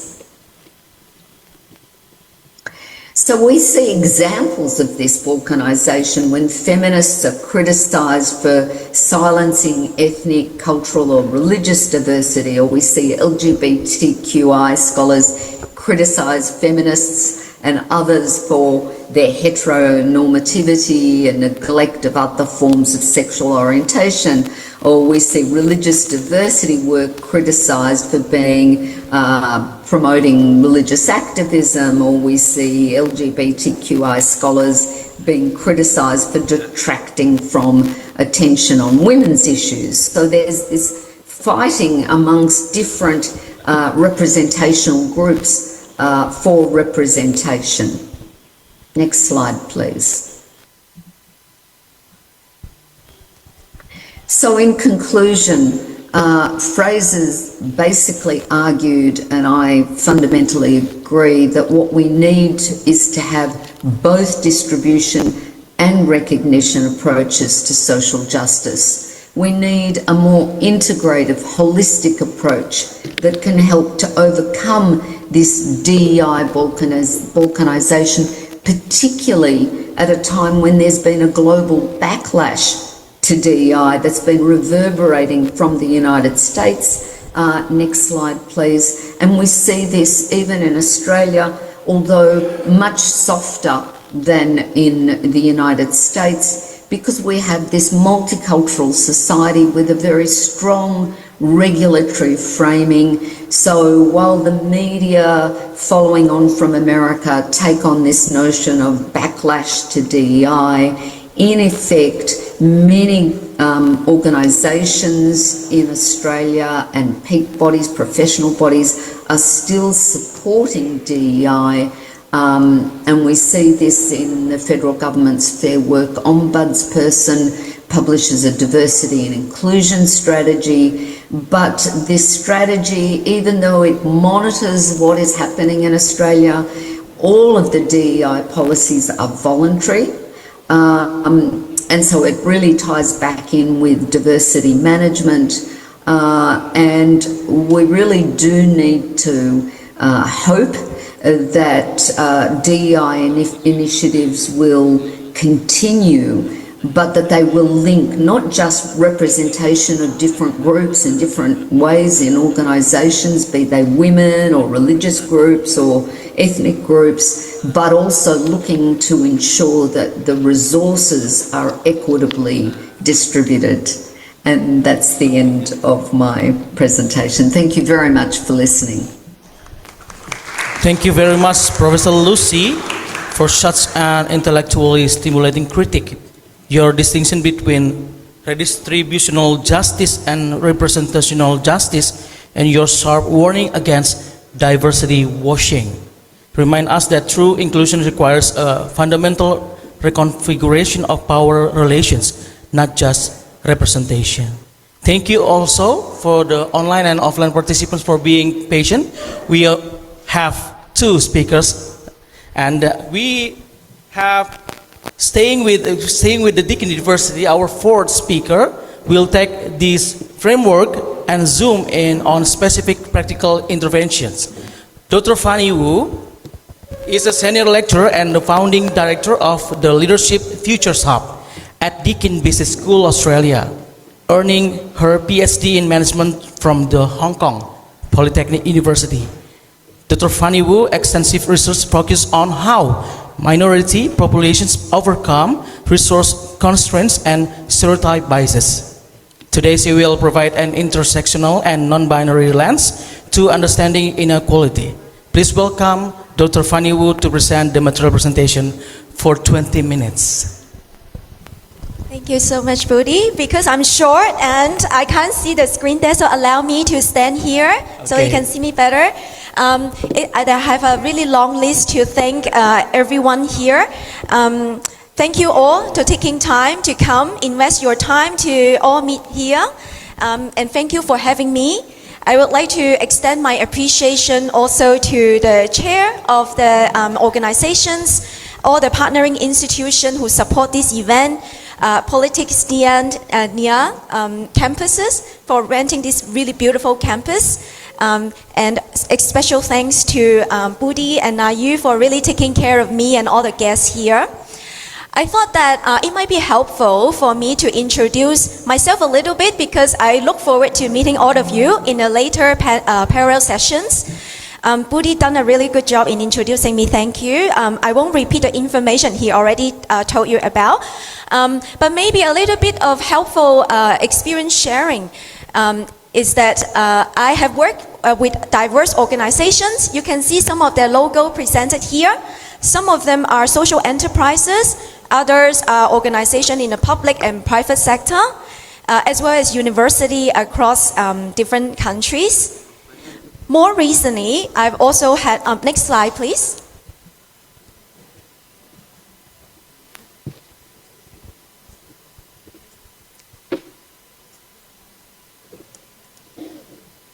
Next.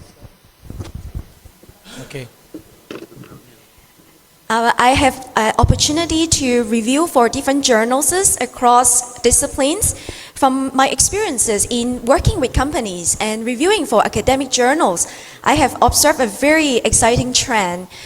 This trend involves organizations and individual scholars working collectively to really think about how they can look beyond representation of minority member. They're not doing number counting anymore, thinking how many women, how many minority ethnic group member in my organization. But they really ask in-depth questions to think about how they can embed those DEI value. For those of you who are not familiar with this acronym, DEI stands for Diversity, Equity and Inclusion. How they can embed these values into the DNA of daily work, their project, their research cycle. So that is a very good, positive change in our society. Now, I'm sure many of you are also from different backgrounds. We have international conferences here. And a bit of background sharing. My research is really wanting to help people from different minority groups and companies to promote diversity and to really think about how they can strategically make use of resources to help everyone to thrive and be successful. As you all know, this morning, maybe some of you travel from faraway places, different cities or regions to come all over to central Jakarta. We all grow up in different families. We have different conditions. Some of you might be luckier than others. Maybe you have a bit more support from your family. Maybe you grow up with more opportunity. That's why you are here today. But no matter where we are from and who we are, our paths cross because of these conferences. And we all just have 24 hours to use per day. So as you can see, some resources are actually more evenly distributed than others. So I hope that by the end of my sharing, we can learn a little bit and reflect on how we can make use of resources differently so that with the same pool amount of resources, we can support more people. And in these conferences, the theme is about combating poverty with the value of inclusion, integrity, and transparency.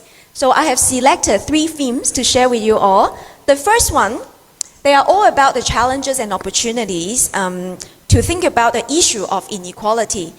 The first one, some of the speakers this morning actually mentioned that, which is taking an intersectionality and non-binary lens to think about inequality, what it is. Sorry about the technical issue, but you have seen the picture already. But I would like to invite you to maybe think about how is a person living in a poverty and disability would look like, okay? And it might be different from what this picture shows because what you are seeing in this image is actually produced by ChatGPT. I input the very same question that I just asked you, and it pulled information from different cloud platforms and show you this image actually represents majority of the societal members thinking. And think about how this person might be similar or very different from your imagination. But you can see that when we talk about disability, what this image shows is physical disability. Like this man having trouble in walking, there is a walking stick behind him. And when we talk about poverty, let's go to next slide, please. We often put a person, classify them to be above or below the poverty line. What is poverty line? Well, there is a definition given by an authority figure, OECD. Based on this definition, poverty can be understood as the ratio of the total population. Their income fall below the median point of the all population in a nation. But some of us might want to think about the other side of the coin, which is prosperity line. What does it take to live a good life? Do you think you have a good life right now? Well, based on World Bank Group's definition, if you want to have a prosperous and good life, you need to earn at least $25 per day to survive. And you have a roof on your head, you have resources, you don't need to worry about what to eat tomorrow. And these type of figures actually divert our attention to always classify people to be above or below the line. But we know that the social reality is much more complex than that. Next slide, please. When we talk about disability, you can see this circumplex model reflect what Professor Fernanda Natasha talked about this morning about the multi-dimension angle. Disability is much more than physical disability, but learning disability, hearing, neurodiversity, mental health condition, and vision, etc. Next slide, please. One of the tools that can help us to look at inequality and differences more accurately is this intersectionality angle. And you can see the wheel on the right-hand side. This is called intersectionality wheel that cover many dimensions of differences. Some of the differences are surface level. That means you can see it, you can observe it. Like the skin color, I'm an Asian, I'm a woman. You can look at my age based on my appearance. But some other attributes are invisible. You can see that some of them are about your religion, belief, your ideology, whether you are a parent yourself, whether you have children. So those type of experiences can't be observed.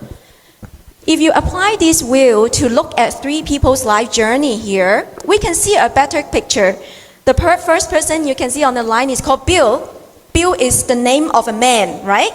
Comparing Bill and Belinda, Belinda is a woman's name. They both born in the same country. So you can see their life journey are very similar. They have similar waves of barrier across different color blocks that represent their attribute, like their gender, race, climate change, resources, marital status, etc. What is the only difference is Belinda, because she's a woman, she might experience a bit more discrimination or challenges in ascending her career or in the schooling. So you can see a higher spike in the orange color block. But if you compare Anna, let's take Anna into the picture. Both Anna and Belinda are women or girl. But because Anna was born in a region in Africa called Sahel, Sahel is very harsh in climate. It has very unstable political situation. So if you were born there, basically you could be trapped in the poverty for a long time. So even though they are both women, Anna needs to climb mountains to be able to even begin to compete with Belinda. So I hope this story can help us imagine how it's important to look at multiple differences of people, not just at a singular dimension of attribute. Next, please. In academic research, I don't know about practice, but I really look forward to exchange knowledge with you in the parallel session later.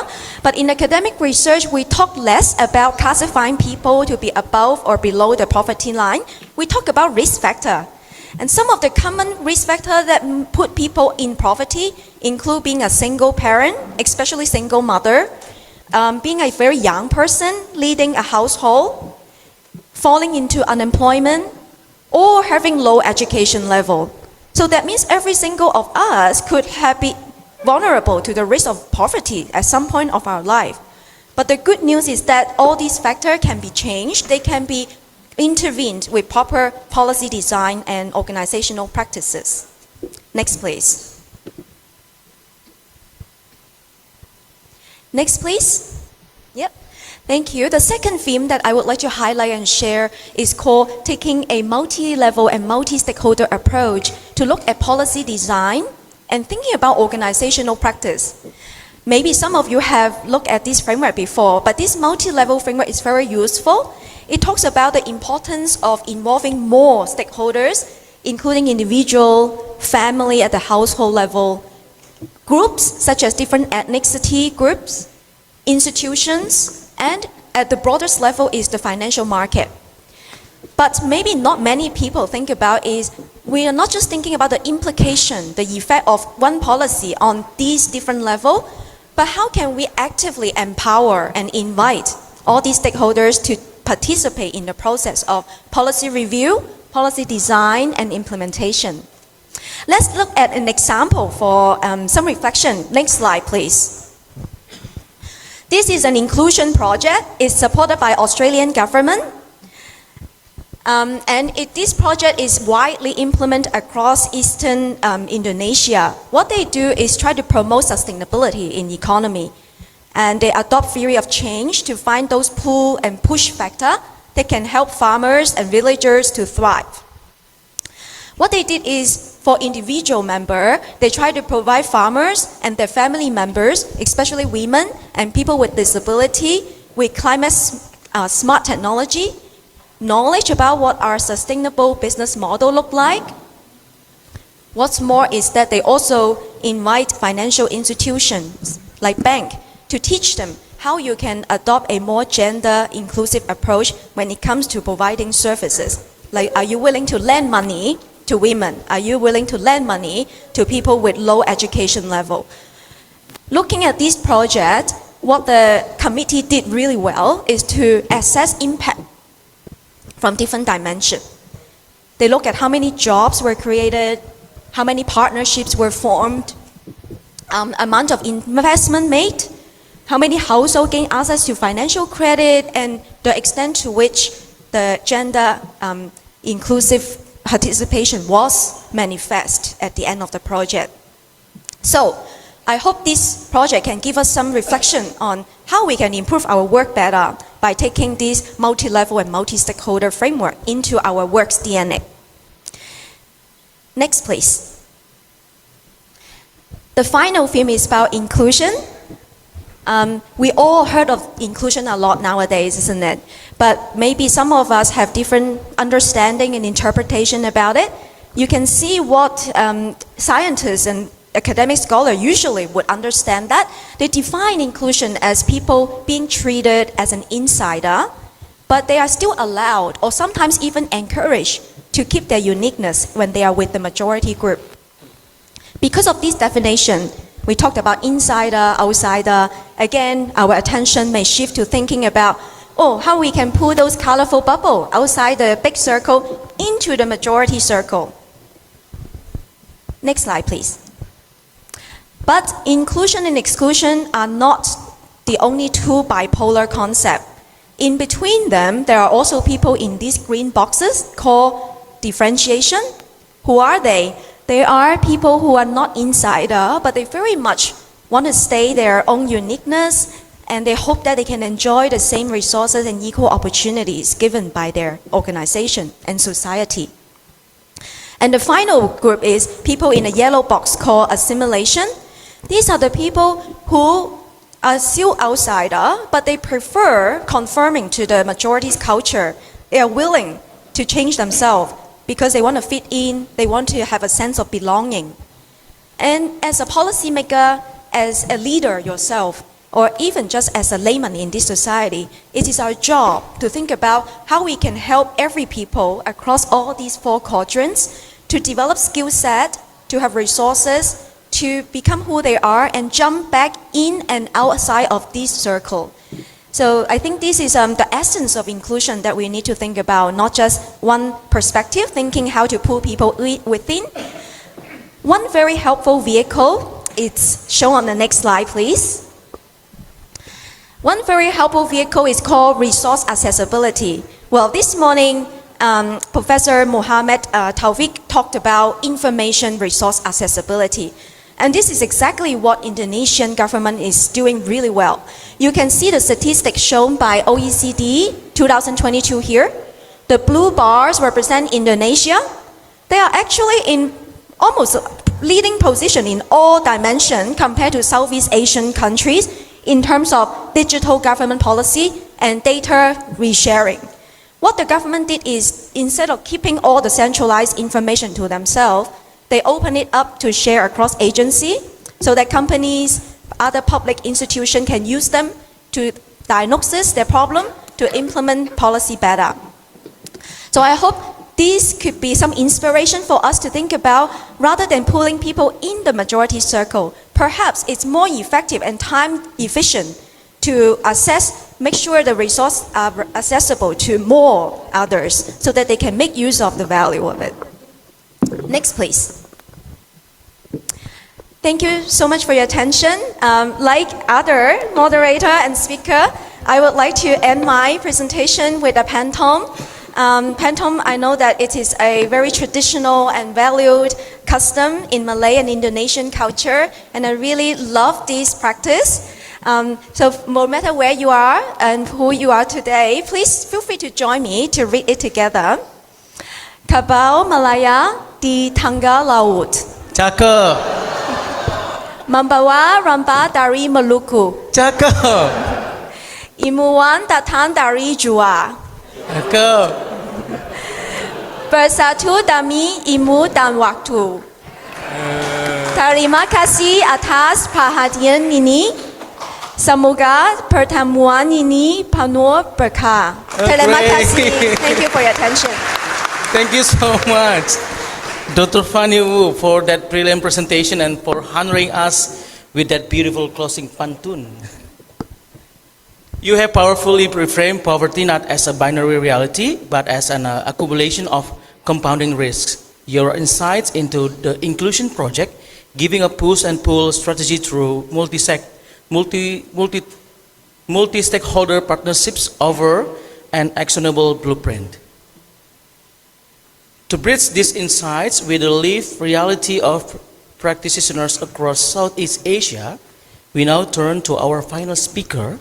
It is a moment of immense pride for our host institution to introduce a leader who brings a vital, on-the-ground perspective from Timor-Leste, Mr. Agostinho Letencio de Deus. Mr. Agostinho Letencio de Deus is the president of the Civil Service Commission of Timor-Leste, currently serving his fourth mandate from 2023-2028. He is a distinguished leader steering public sector reform also. Most importantly, he is a proud alumnus from our campus, Stialan, Jakarta, having completed his studies here from 2008 to 2010. Yeah. Today he will present strategic reasons and institutional mechanisms for imperative character development. Please welcome home our esteemed alumnus, Mr. Agostinho Letencio de Deus.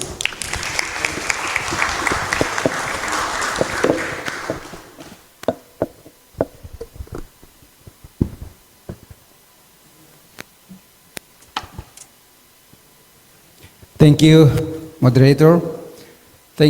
On behalf of Civil Service Commission Timor-Leste, we'd like to thank you for the invitation.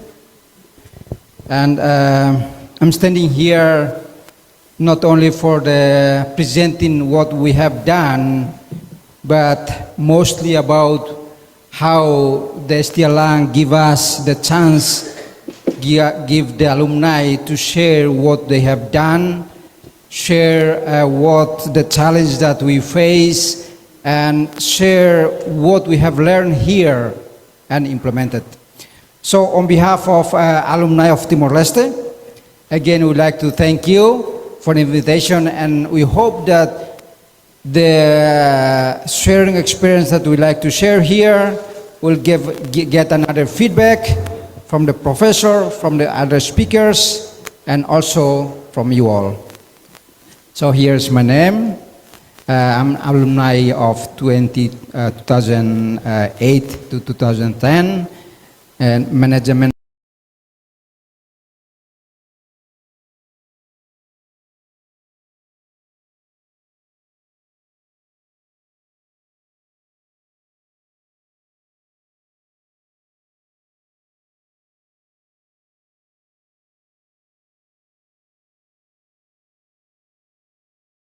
regions that lead connected to public policy as well, and how we organize those things. Next slide.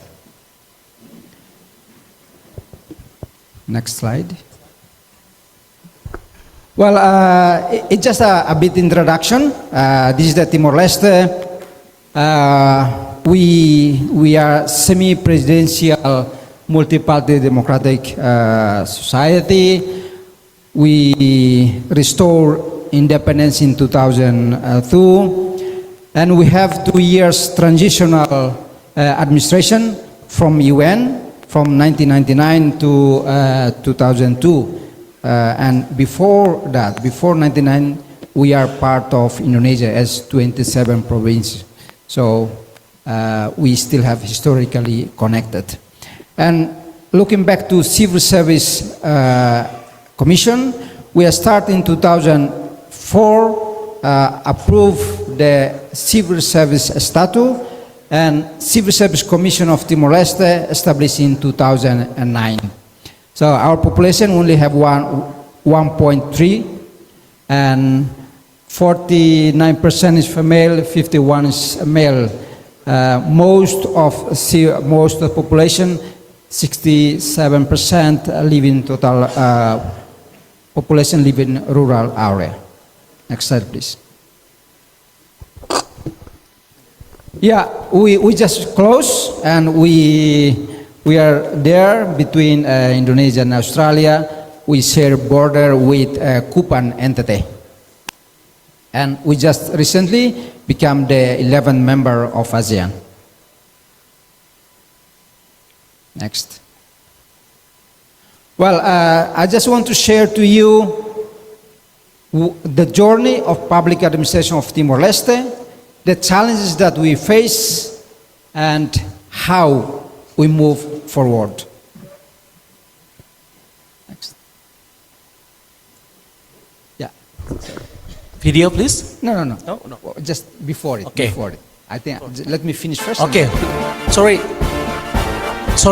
Let the video Let me finish first, and then can share.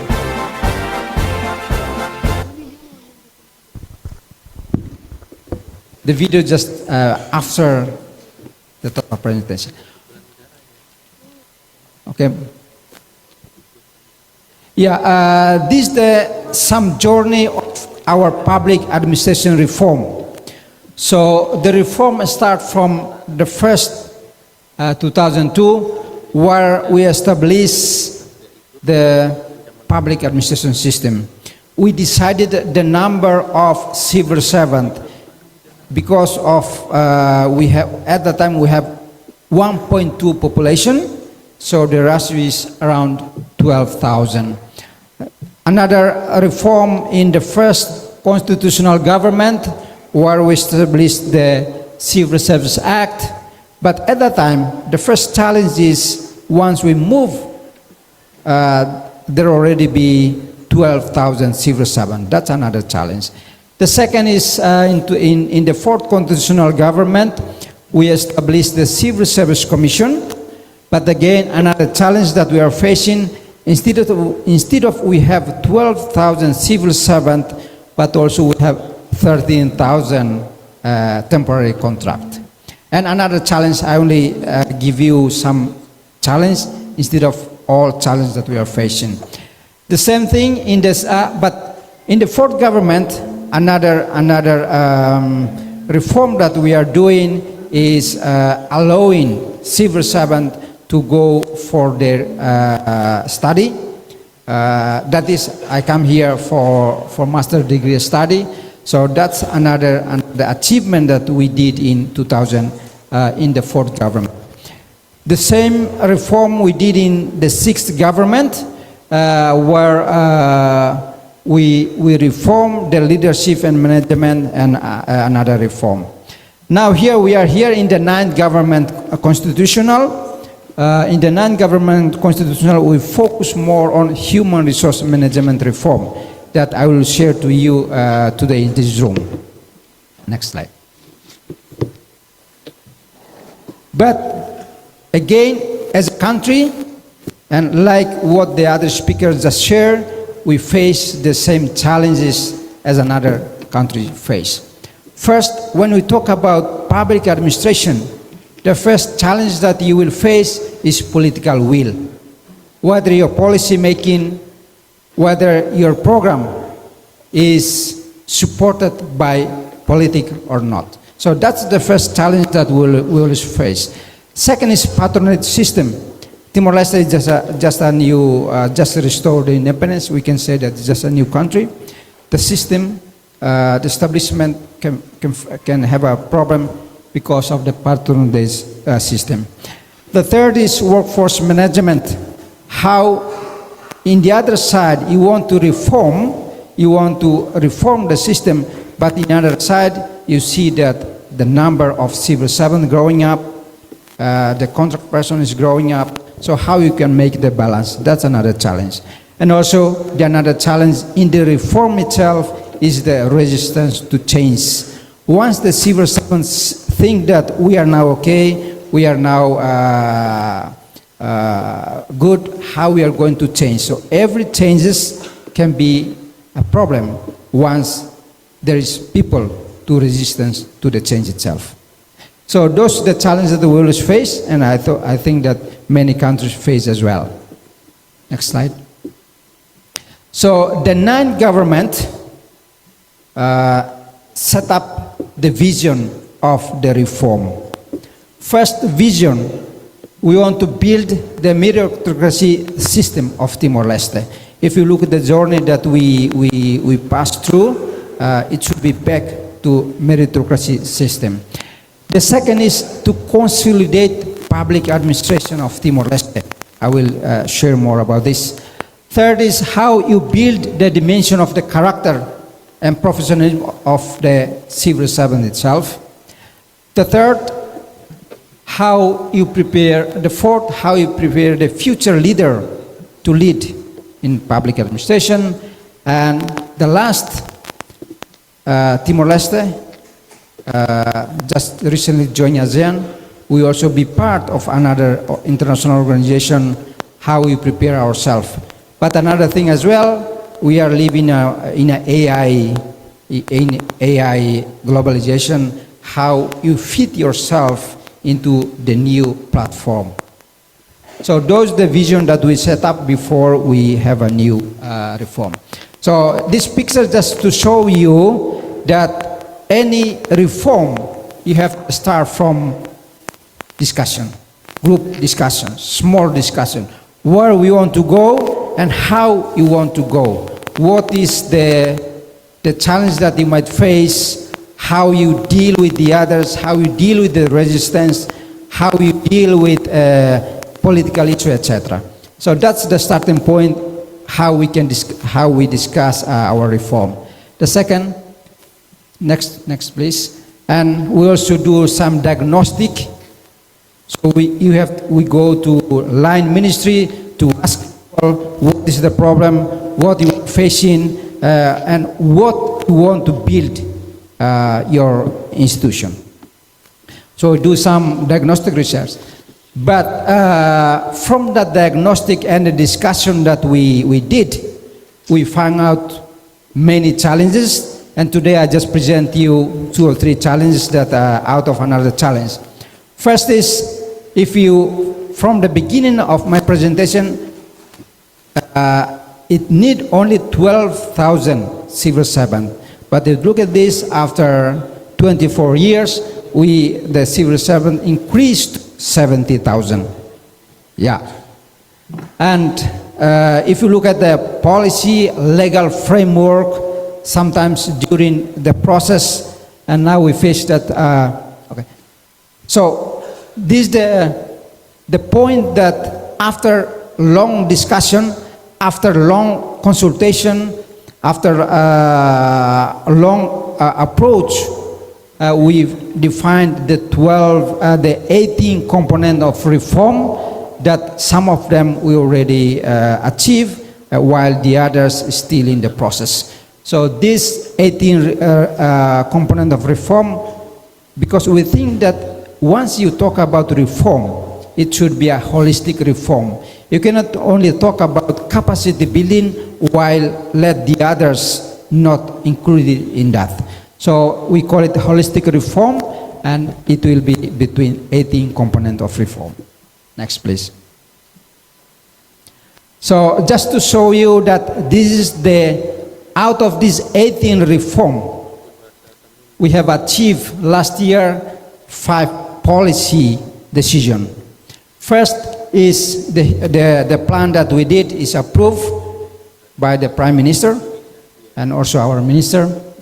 The second is approve the senior promotion. The third is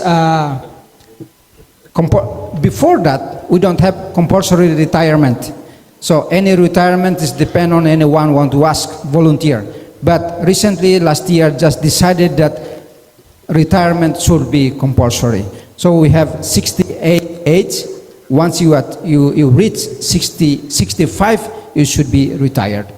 Another policy that just approved is about character building, and I will show you in the last presentation.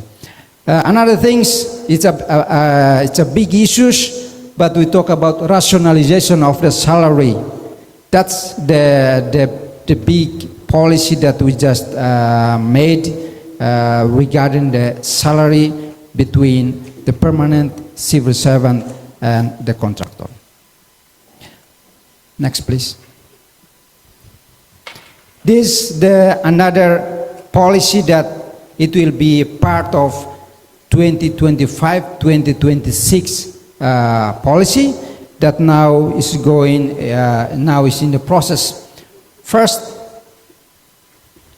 we have to decide what is the exact number of the civil servant, because with that decision, finally we can say that how many we can recruit, how many will be retired.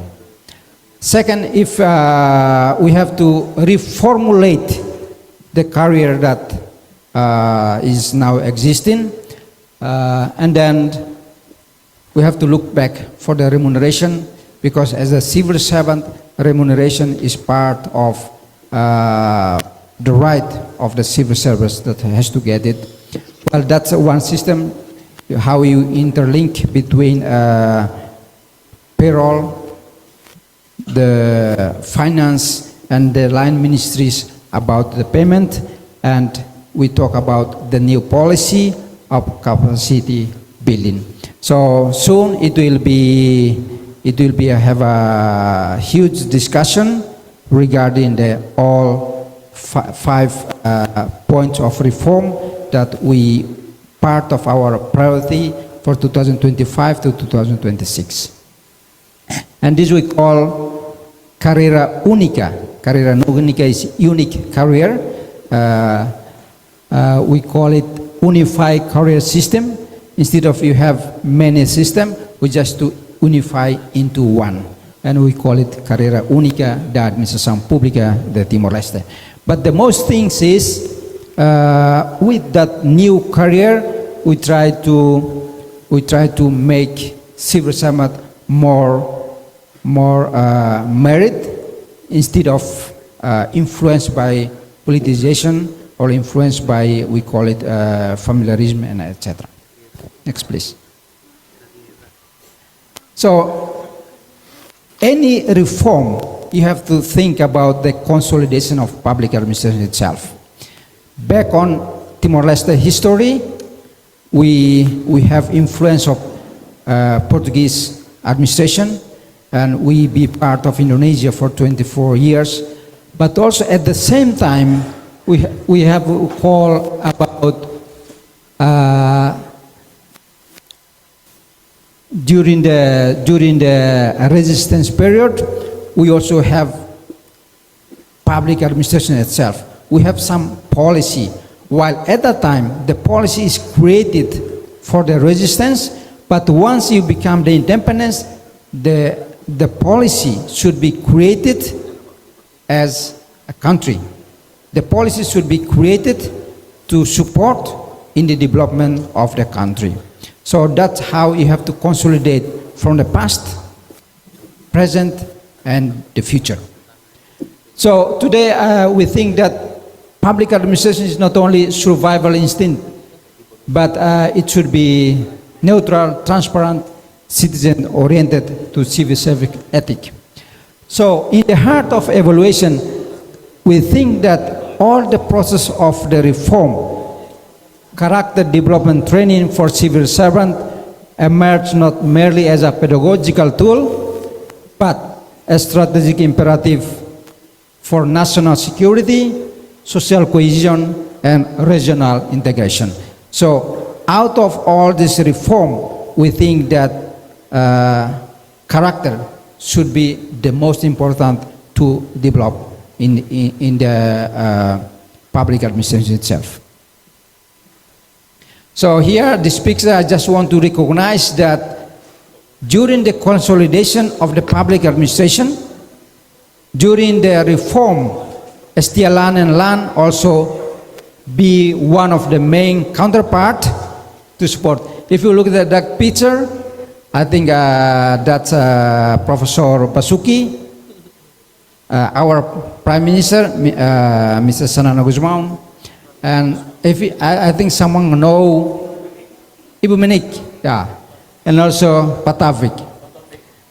In the fourth government, they the one who present in Timor-Leste, in Council of Ministers, the high level of meeting about reform, concept of reform of public administration. So we recognize that the consolidation of public administration in Timor-Leste also have close support from LAN and STLAN until today.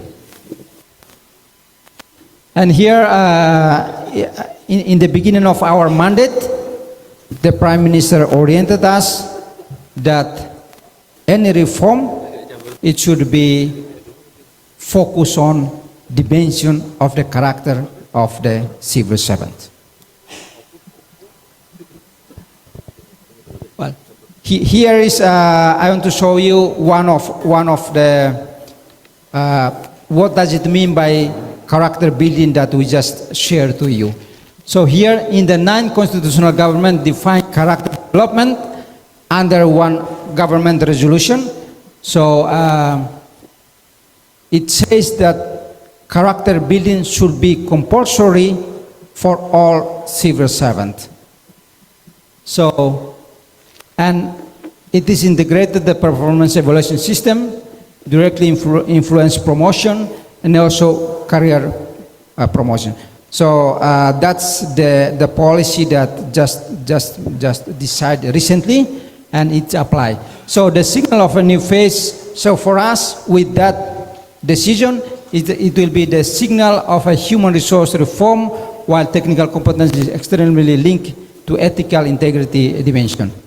Move on. Next, please. Yeah. So how we coordinate this character building training? So it's not only Civil Service Commission alone, but we have a cooperation. We have a joint taking part with the military of Timor-Leste. We call it FFDTL, it's Volunteers Defense Force of Timor-Leste. So what is our strategy?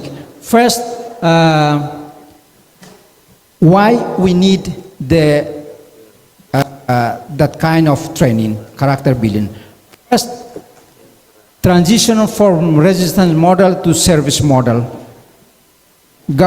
Public administration in resistance is mostly about how you resist, but in the new service model, how you do service delivery.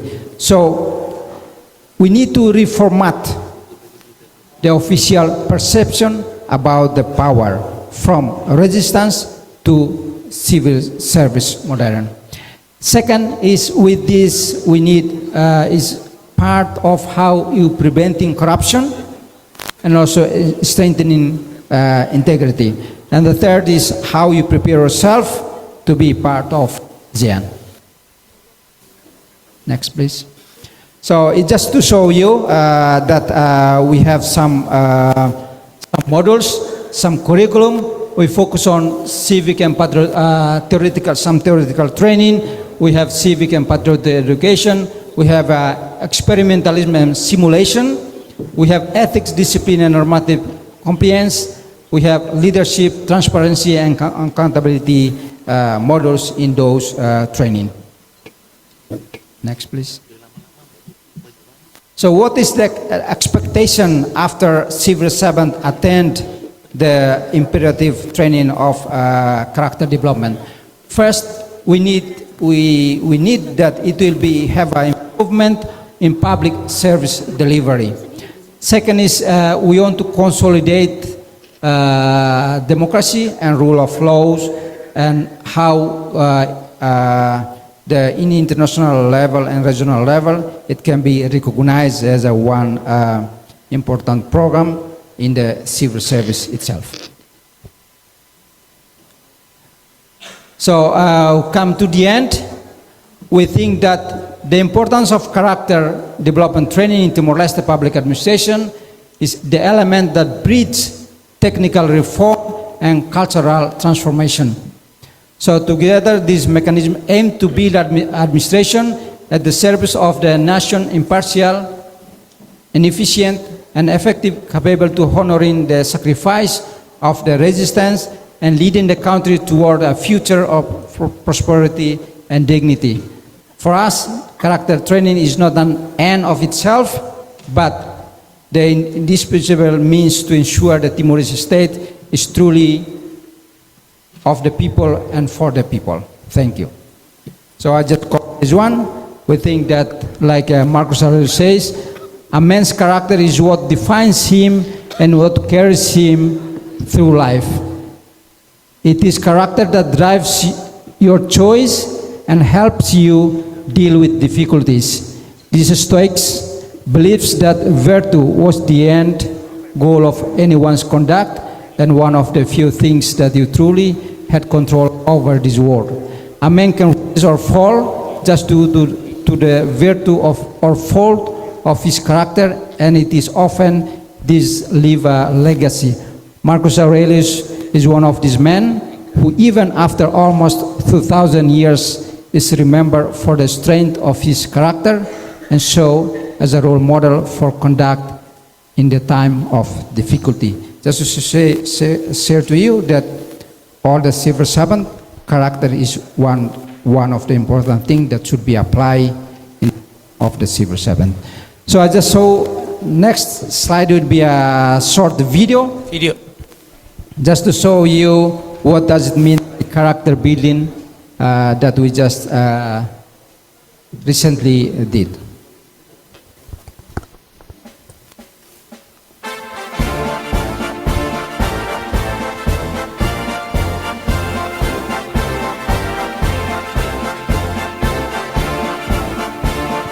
This is how we start to discuss any policy. You start from discussion what you are going to do.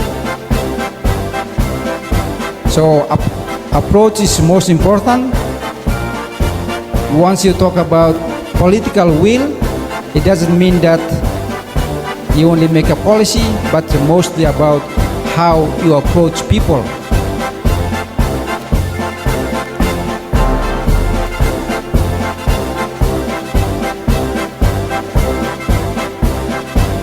That's our president. So I have to introduce the whole part.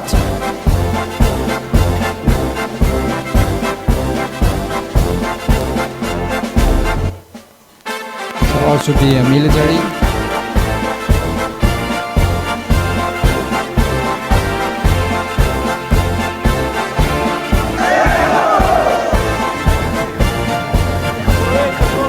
That's how we change the character of civil servant.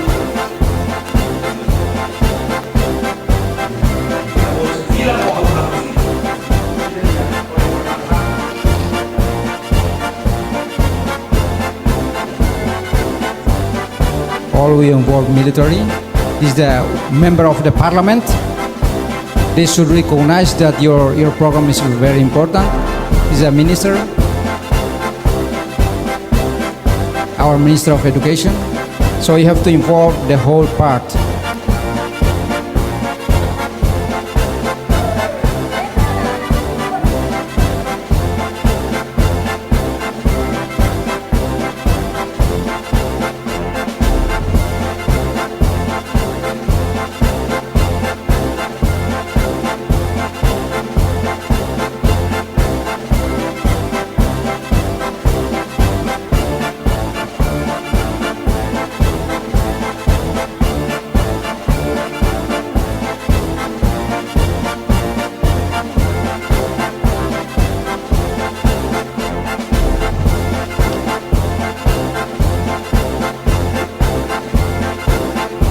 Is our Vice Prime Minister closing the activity. So we have two phases. First phase is in class training. The second phase is on the field.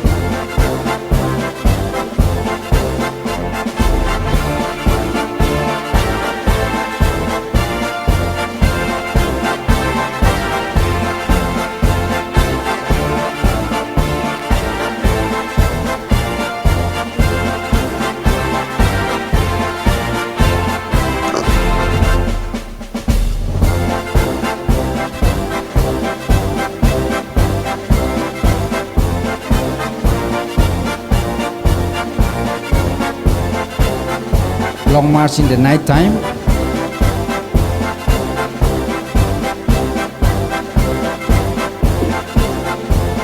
That's how we respect the local ritual ceremony.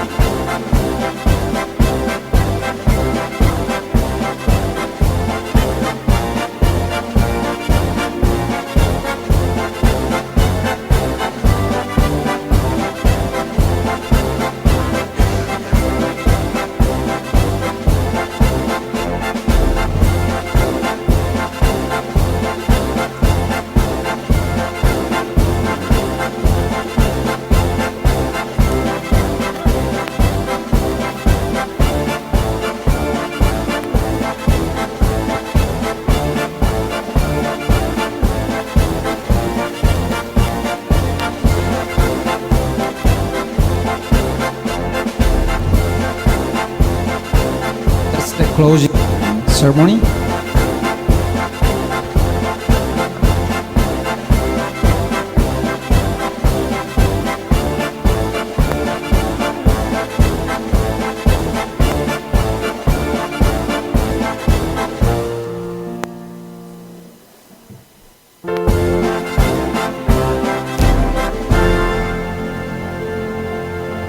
Thank you. Thank you so much, Mr. Agostinho Letencio. It's wonderful to see our alumnus leading such a vital transformations. You have perfectly grounded our global discussion by showcasing how Timor-Leste implements character development training in public administration. You reminded us also that navigating global turbulence requires institutional mechanisms that actively foster civil service integrity. All right, we now enter the Q&A session, but unfortunately we just have 10 minutes. So I'll give you a question here, only one question here, offline, and two questions from online. Okay, please committee, please help me to decide about.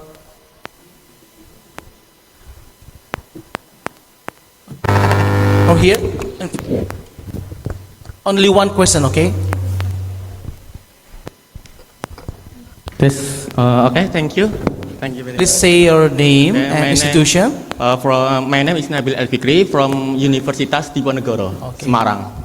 Okay, thank you. We are very interested what Mrs. Wood bought CVT. Thank you.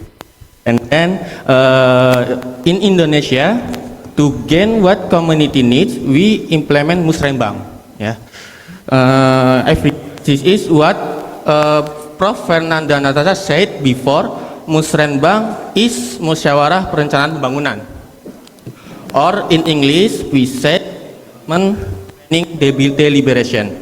Over the 20 years that we have implemented this forum, it has shown that the Musrenbang is merely ceremonial due to the excessive discretion for the government in determining policy direction. Okay, and then in the Musrenbang, we involve all community group, including women group, ibu-ibu PKK, ya, kelompok wanita tani, women farmer group, and children group like Karang Taruna. So, and disabilities to submit their proposal to be accommodated in government program for the next 1 or 5 years. Maybe this practice can be described as best practice as inclusivity, like what Mr. Su explained. For the example, the women group purpose home economic empowerment. Okay. Disabilities group need capital their entrepreneurship, and the children group purpose school buses. However, in the Musrenbang, proposal from the women group, children group, and disabilities group are often outvoted by proposal from the general public, like road construction, irrigation, street light, because there are maximum 3 proposals in one village. So the question is, can the principle of inclusivity can be ineffective in certain cases? What we can learn from this case called exclusivity can be the answer. Jadi mungkin dalam bahasa Indonesia nggih, in Indonesia kita mengenal namanya Musrenbang. Dalam Musrenbang kita mengikut sertakan banyak kelompok masyarakat, ada kelompok perempuan, kelompok anak, serta kelompok-kelompok disabilitas, dan mereka pastinya mengusulkan usulan-usulan tersebut. Tapi dalam Musrenbang seringkali usulan kelompok rentan itu kalah dengan usulan sama, kalah dengan pembangunan jalan, kalah dengan usulan irigasi dan sekolah. Maka dalam prinsip inklusivitas itu dapat gagal dalam kasus Musrenbang ini. Begitu yang bisa saya sampaikan. Terima kasih. Thank you. But first of all, let me check firstly. Professor Fernandez still online or not? No. You directly question to Yes, the inclusivity theory. Fanny and Mr. Nabil Agostinho. So the question is, how can we give some kind of like same opportunity to all of the members of community to give maybe some comment or some ideas in order to build some kind of policy together. In Indonesia we have a Musrembang. When we try to decide something, we try to ask the audience, but sometimes there's a minority group that cannot say their idea or maybe comment. So how can we change the situation so that all groups can be heard? Okay.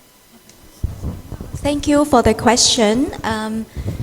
I think I will have several suggestions. The first is consider the opportunities and barrier. That's the 2 major factors. Usually when it comes to opportunities, it's about opening up the platform for more people to participate into the discussion. And in Australia, I know that a lot of policy reforms, design, there will be a formal consultation phase. And I would suggest that to open it up to more people, not just releasing it online, for example, because in university, when we work with minority group members, we need to consider their accessibility to resources to even participate in those programs. Like when we work with migrant women, we have never considered that some of them are actually living in regional area, that they don't even have stable internet, they don't have a mobile phone or laptop to use when they first migrate to the country. So when you say we have a reform, we welcome your voice, come and participate. But no one really consider whether they have the opportunity to first gain resources to join the forum first, right? And another one is about barrier. We all are afraid of speak up. In family, I know that my child is very worried when he wants something to tell mommy. In the workplace, when we want some changes, we worry and afraid that what if the supervisor doesn't like it? So to really help people to be able to voice and speak up, is to understand what is their fear. To demonstrate that we are transparent, we welcome all voices, leaders need to first role model. We need to be inclusive in terms of letting people to participate into the discussion. Just like these conferences, I appreciate there is a hybrid session to allow people who can't travel to Jakarta to join, and also opening up to everyone from different background to ask questions as an example. I hope that addressed your question. Thank you. What do you think about the question, Mr. Agostinho? Thank you for sharing. But as a public policy experience, I think nowadays we have to, as a policy maker, first you have to make sure that all ideas should be included in what you are going to reform. Because otherwise, the resistance will be there once your reform is not included, especially the interesting part. So in our experience, consultation, and your own, ourselves, should be recognized that everyone should be included. And how we're going to do that? Like my presentation, we involve everyone. We go to visit to line ministries. We talk to academic sector. We talk to political sector. We talk to everyone that be part of that reform. So we're the one who have to find out how we are going to consultate. But nowadays, another media that we can use also. Of course, there will be another question: how a disability person can involve.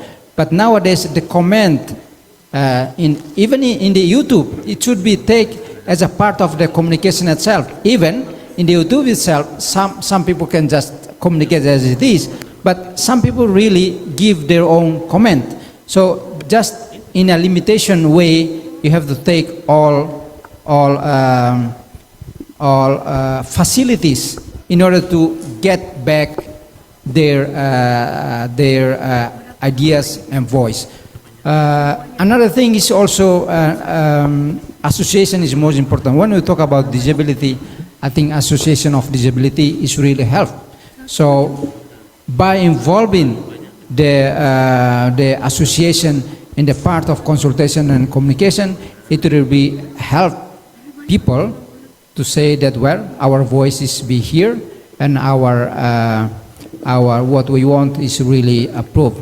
But the most important thing is any reform, any policy making, we have to involve those that really be part of the reform or the policy itself. Otherwise, the resistance will be there and they will say that no, this policy is not for us. Thank you. Thank you. Okay, we will hear the question from online. Maybe directly can say the question. We give the opportunity from online participants. Okay. Maybe yeah, our students. Okay, maybe you can say the questions directly in your name, of course. Okay. Thanks for time is given to me. I have question for Mr. Licencio, and my name is Augusto da Costa. I am a student in the political line. I have question for Mr. Agustino about reform administration, public administration in Timor-Leste.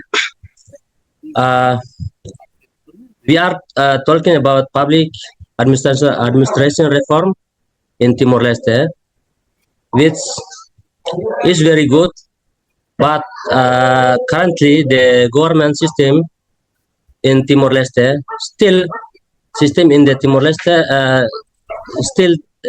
depend on the decision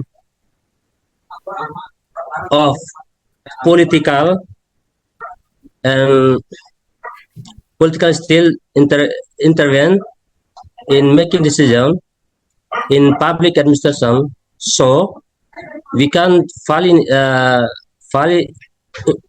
implement public administration reform.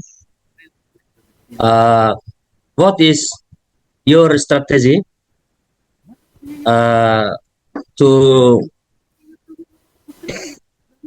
strategy or there's problem? What is your Thank you. strategy to what? Yeah. I can hear. To I can hear. what is your strategy to strengthen or there's problem? Or what is your strategy to resolve that problem? Okay. Okay, maybe Mr. Agustinio can give the answer for the questions. Thank you. Thank you, Mr. Augusto. I think, like what you have just said, that it's currently public administration is currently depending on or influenced by political power.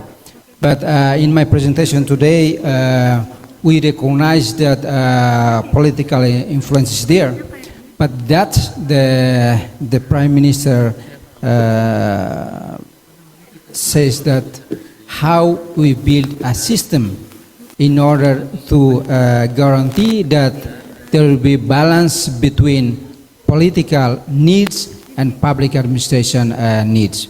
That is one of the strategies that we just made, is we defined all in a 5 years reform, and out of that, one is we like to make sure, and as the Prime Minister, we like to make sure that public administration should be free from politicization, familiarism, so and nepotism.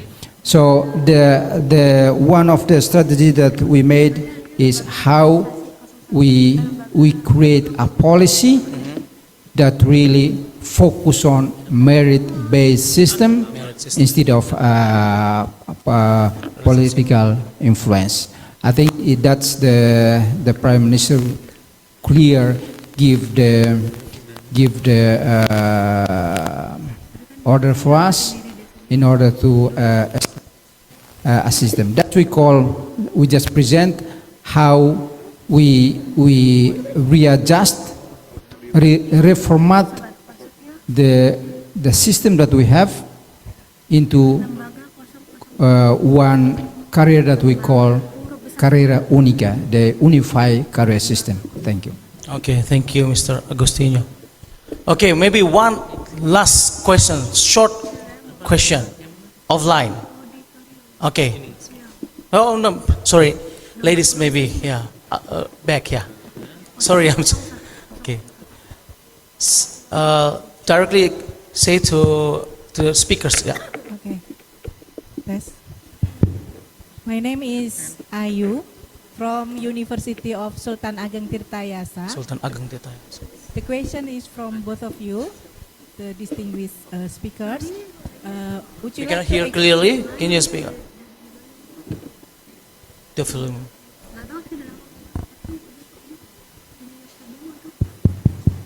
Test.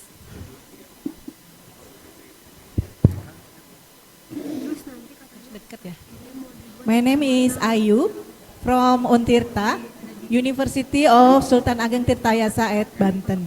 The questions are from for both of you, the distinguished speakers, regarding the policy for the gentleman from Timor-Leste, the policy of resolving of lack of regions, because in my opinion the database of regions at Timor-Leste, it's happened from for years, right? So what is the policy regarding the pub administration policy for that matters? And then for Dr. Fani, what do you think about the policy of early childhood development program in Indonesia? Thank you very much. I can, okay, maybe you can directly answer the question, Well, Mr. Agostinho. I don't really get into The question. the policy that you want. Can you repeat again the question? What is the strategy To improve lack of reagent in health. Reagent is a kind of chemical things at Timor-Leste, because I used to teach at INS at Timor-Leste, and then the database about reagents is lacking. So reagents. yeah. So what do you think about that? What is the policy for eradicating that kind of things? Thank you. Thank you. Thank you. Well, thank you for share also, and thank you for share knowledge in Timor-Leste as well. Well, I have presented that. I think before that we have many challenges, even in the database, in the policy, even in the capacity building itself. So what we have done, even from our mandate, from 2024 to until now, and it will be moving to 2028, is we call the one holistic reform that include the digitalization as well. When you talk about digitalization, or even when you talk about policy in capacity building, I think some criticism before that, for example, when people attend any capacity building, and then there will be no recognition from for promotion, etc. But nowadays, like what I just presented, there will be a 5 policy that now is under the discussion, and hope that this year it will be approved, and it will be moved from the challenge that you are facing in the past into a new system. One is how we reset up the capacity building policy. Second, how we can rearrange the database. I think one of the challenges is about the database itself, but recently we also talk to the line ministry, how we can fix the database, how we can fix another challenge. So the consultation that we did with line ministry is part of the challenge that you just mentioned, and thank you for the mention. That we hope that please write to us, please share with us your concern about something, and how we can put the concern into the new reform that we are doing. Thank you. Obrigado, Bara. Obrigado. Okay, the second question. Thank you for the question. I will repeat in case some of you can't hear. The question was, what is my view about the early childhood education in Indonesia? I'm sure there are many experts sitting here today. You grow up with the Indonesian education system. You know much more than myself. But since I'm representing Australia and I grow up in Hong Kong, maybe I can share some insights about how other countries are doing that. One of the academic study that I work on in a project with a colleague is about early leadership training provided to children. It's wonderful to see how engaging those leadership trainings are provided to public civil servants. But as adults, we always think that leaders must be people who have high status, very well established, they are very successful. But based on research, actually, even children at the age of 4 or 5, they already have some concept about who leaders are, how they look like. And that study actually discovered when you ask girls and boys what is their view about leaders, they will often picture some, political leader like Donald Trump, their government leader, or people with status, because children can only imagine what they see in the society. So I think one of the very important thing is to instill the concept of leadership training as early as possible, so that you don't change adult when their mindset are already fixed, but when they are still developing in the early childhood. And second insight I can share a little bit is in Hong Kong, as you know, it's a British colony. Children are put in class based on their academic performance. if you are in class E for egg, you are the worst. And you feel really bad when you stand next to people who are in class A. You know, A is the best, elite. But in Australia, we don't put children into hierarchy. We mix them all up, they rotate every year so they can make new friends. And I think this type of inclusive approach can be really helpful to shape how children think about what leadership qualities are, and these are the public policy we can consider. Thank you very much. I was alumni from Deakin University Burwood campus. Welcome to Jakarta. Thank you. Okay, ladies and gentlemen, on behalf of Polytechnic Still in Jakarta, I extend our deepest gratitude to our stellar panel, Professor Thomas Pepinski, Professor Fernanda, Professor Lucy Taksa, Dr. Fanny Wu, and Mr. Letencio. And thank you to our audience for a highly engaging dialogue. Please join me in a massive round of applause for our speakers. I do apologize if there are any shortcomings or mistakes I made while leading the discussion as moderator. Allow me to close with pantun also. Mentari sore mulai tenggelam, burung tekukur kembali ke sarang. Sesi diskusi secara resmi saya tutup dan salam. Terima kasih atas ilmu yang telah benderang. In English version, the sun is slowly sinking west. The birds are flying to their nest. To all the speakers and our guests, we thank you for your very best. I'll return to the MC. Thank you so much, our speakers.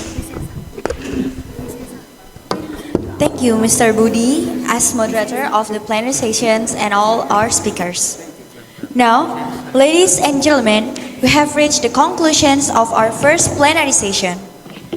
And we would also like to inform you of some points before we move to the second session, the parallel session. 1. For the participation certificate, please fill in the attendance form shared by the committee in the chat room or as shown on the screen.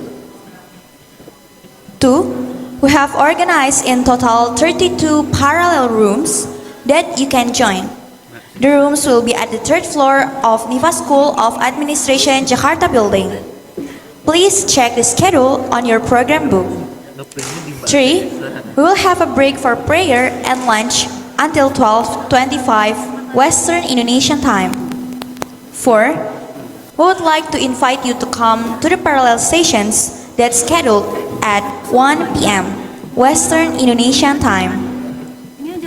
And before we end the first session, we also invite you to visit our Icogpass exhibition and bazaar located just outside in this hall, in the ASN Corporate University front yard.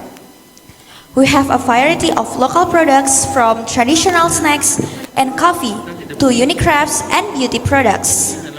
It's a great way to support local businesses while enjoying your break.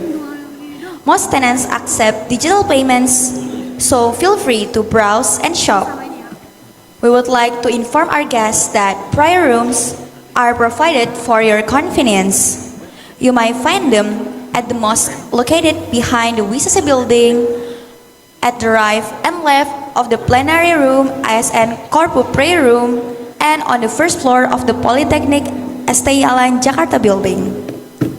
And finally, this is the end of the first session.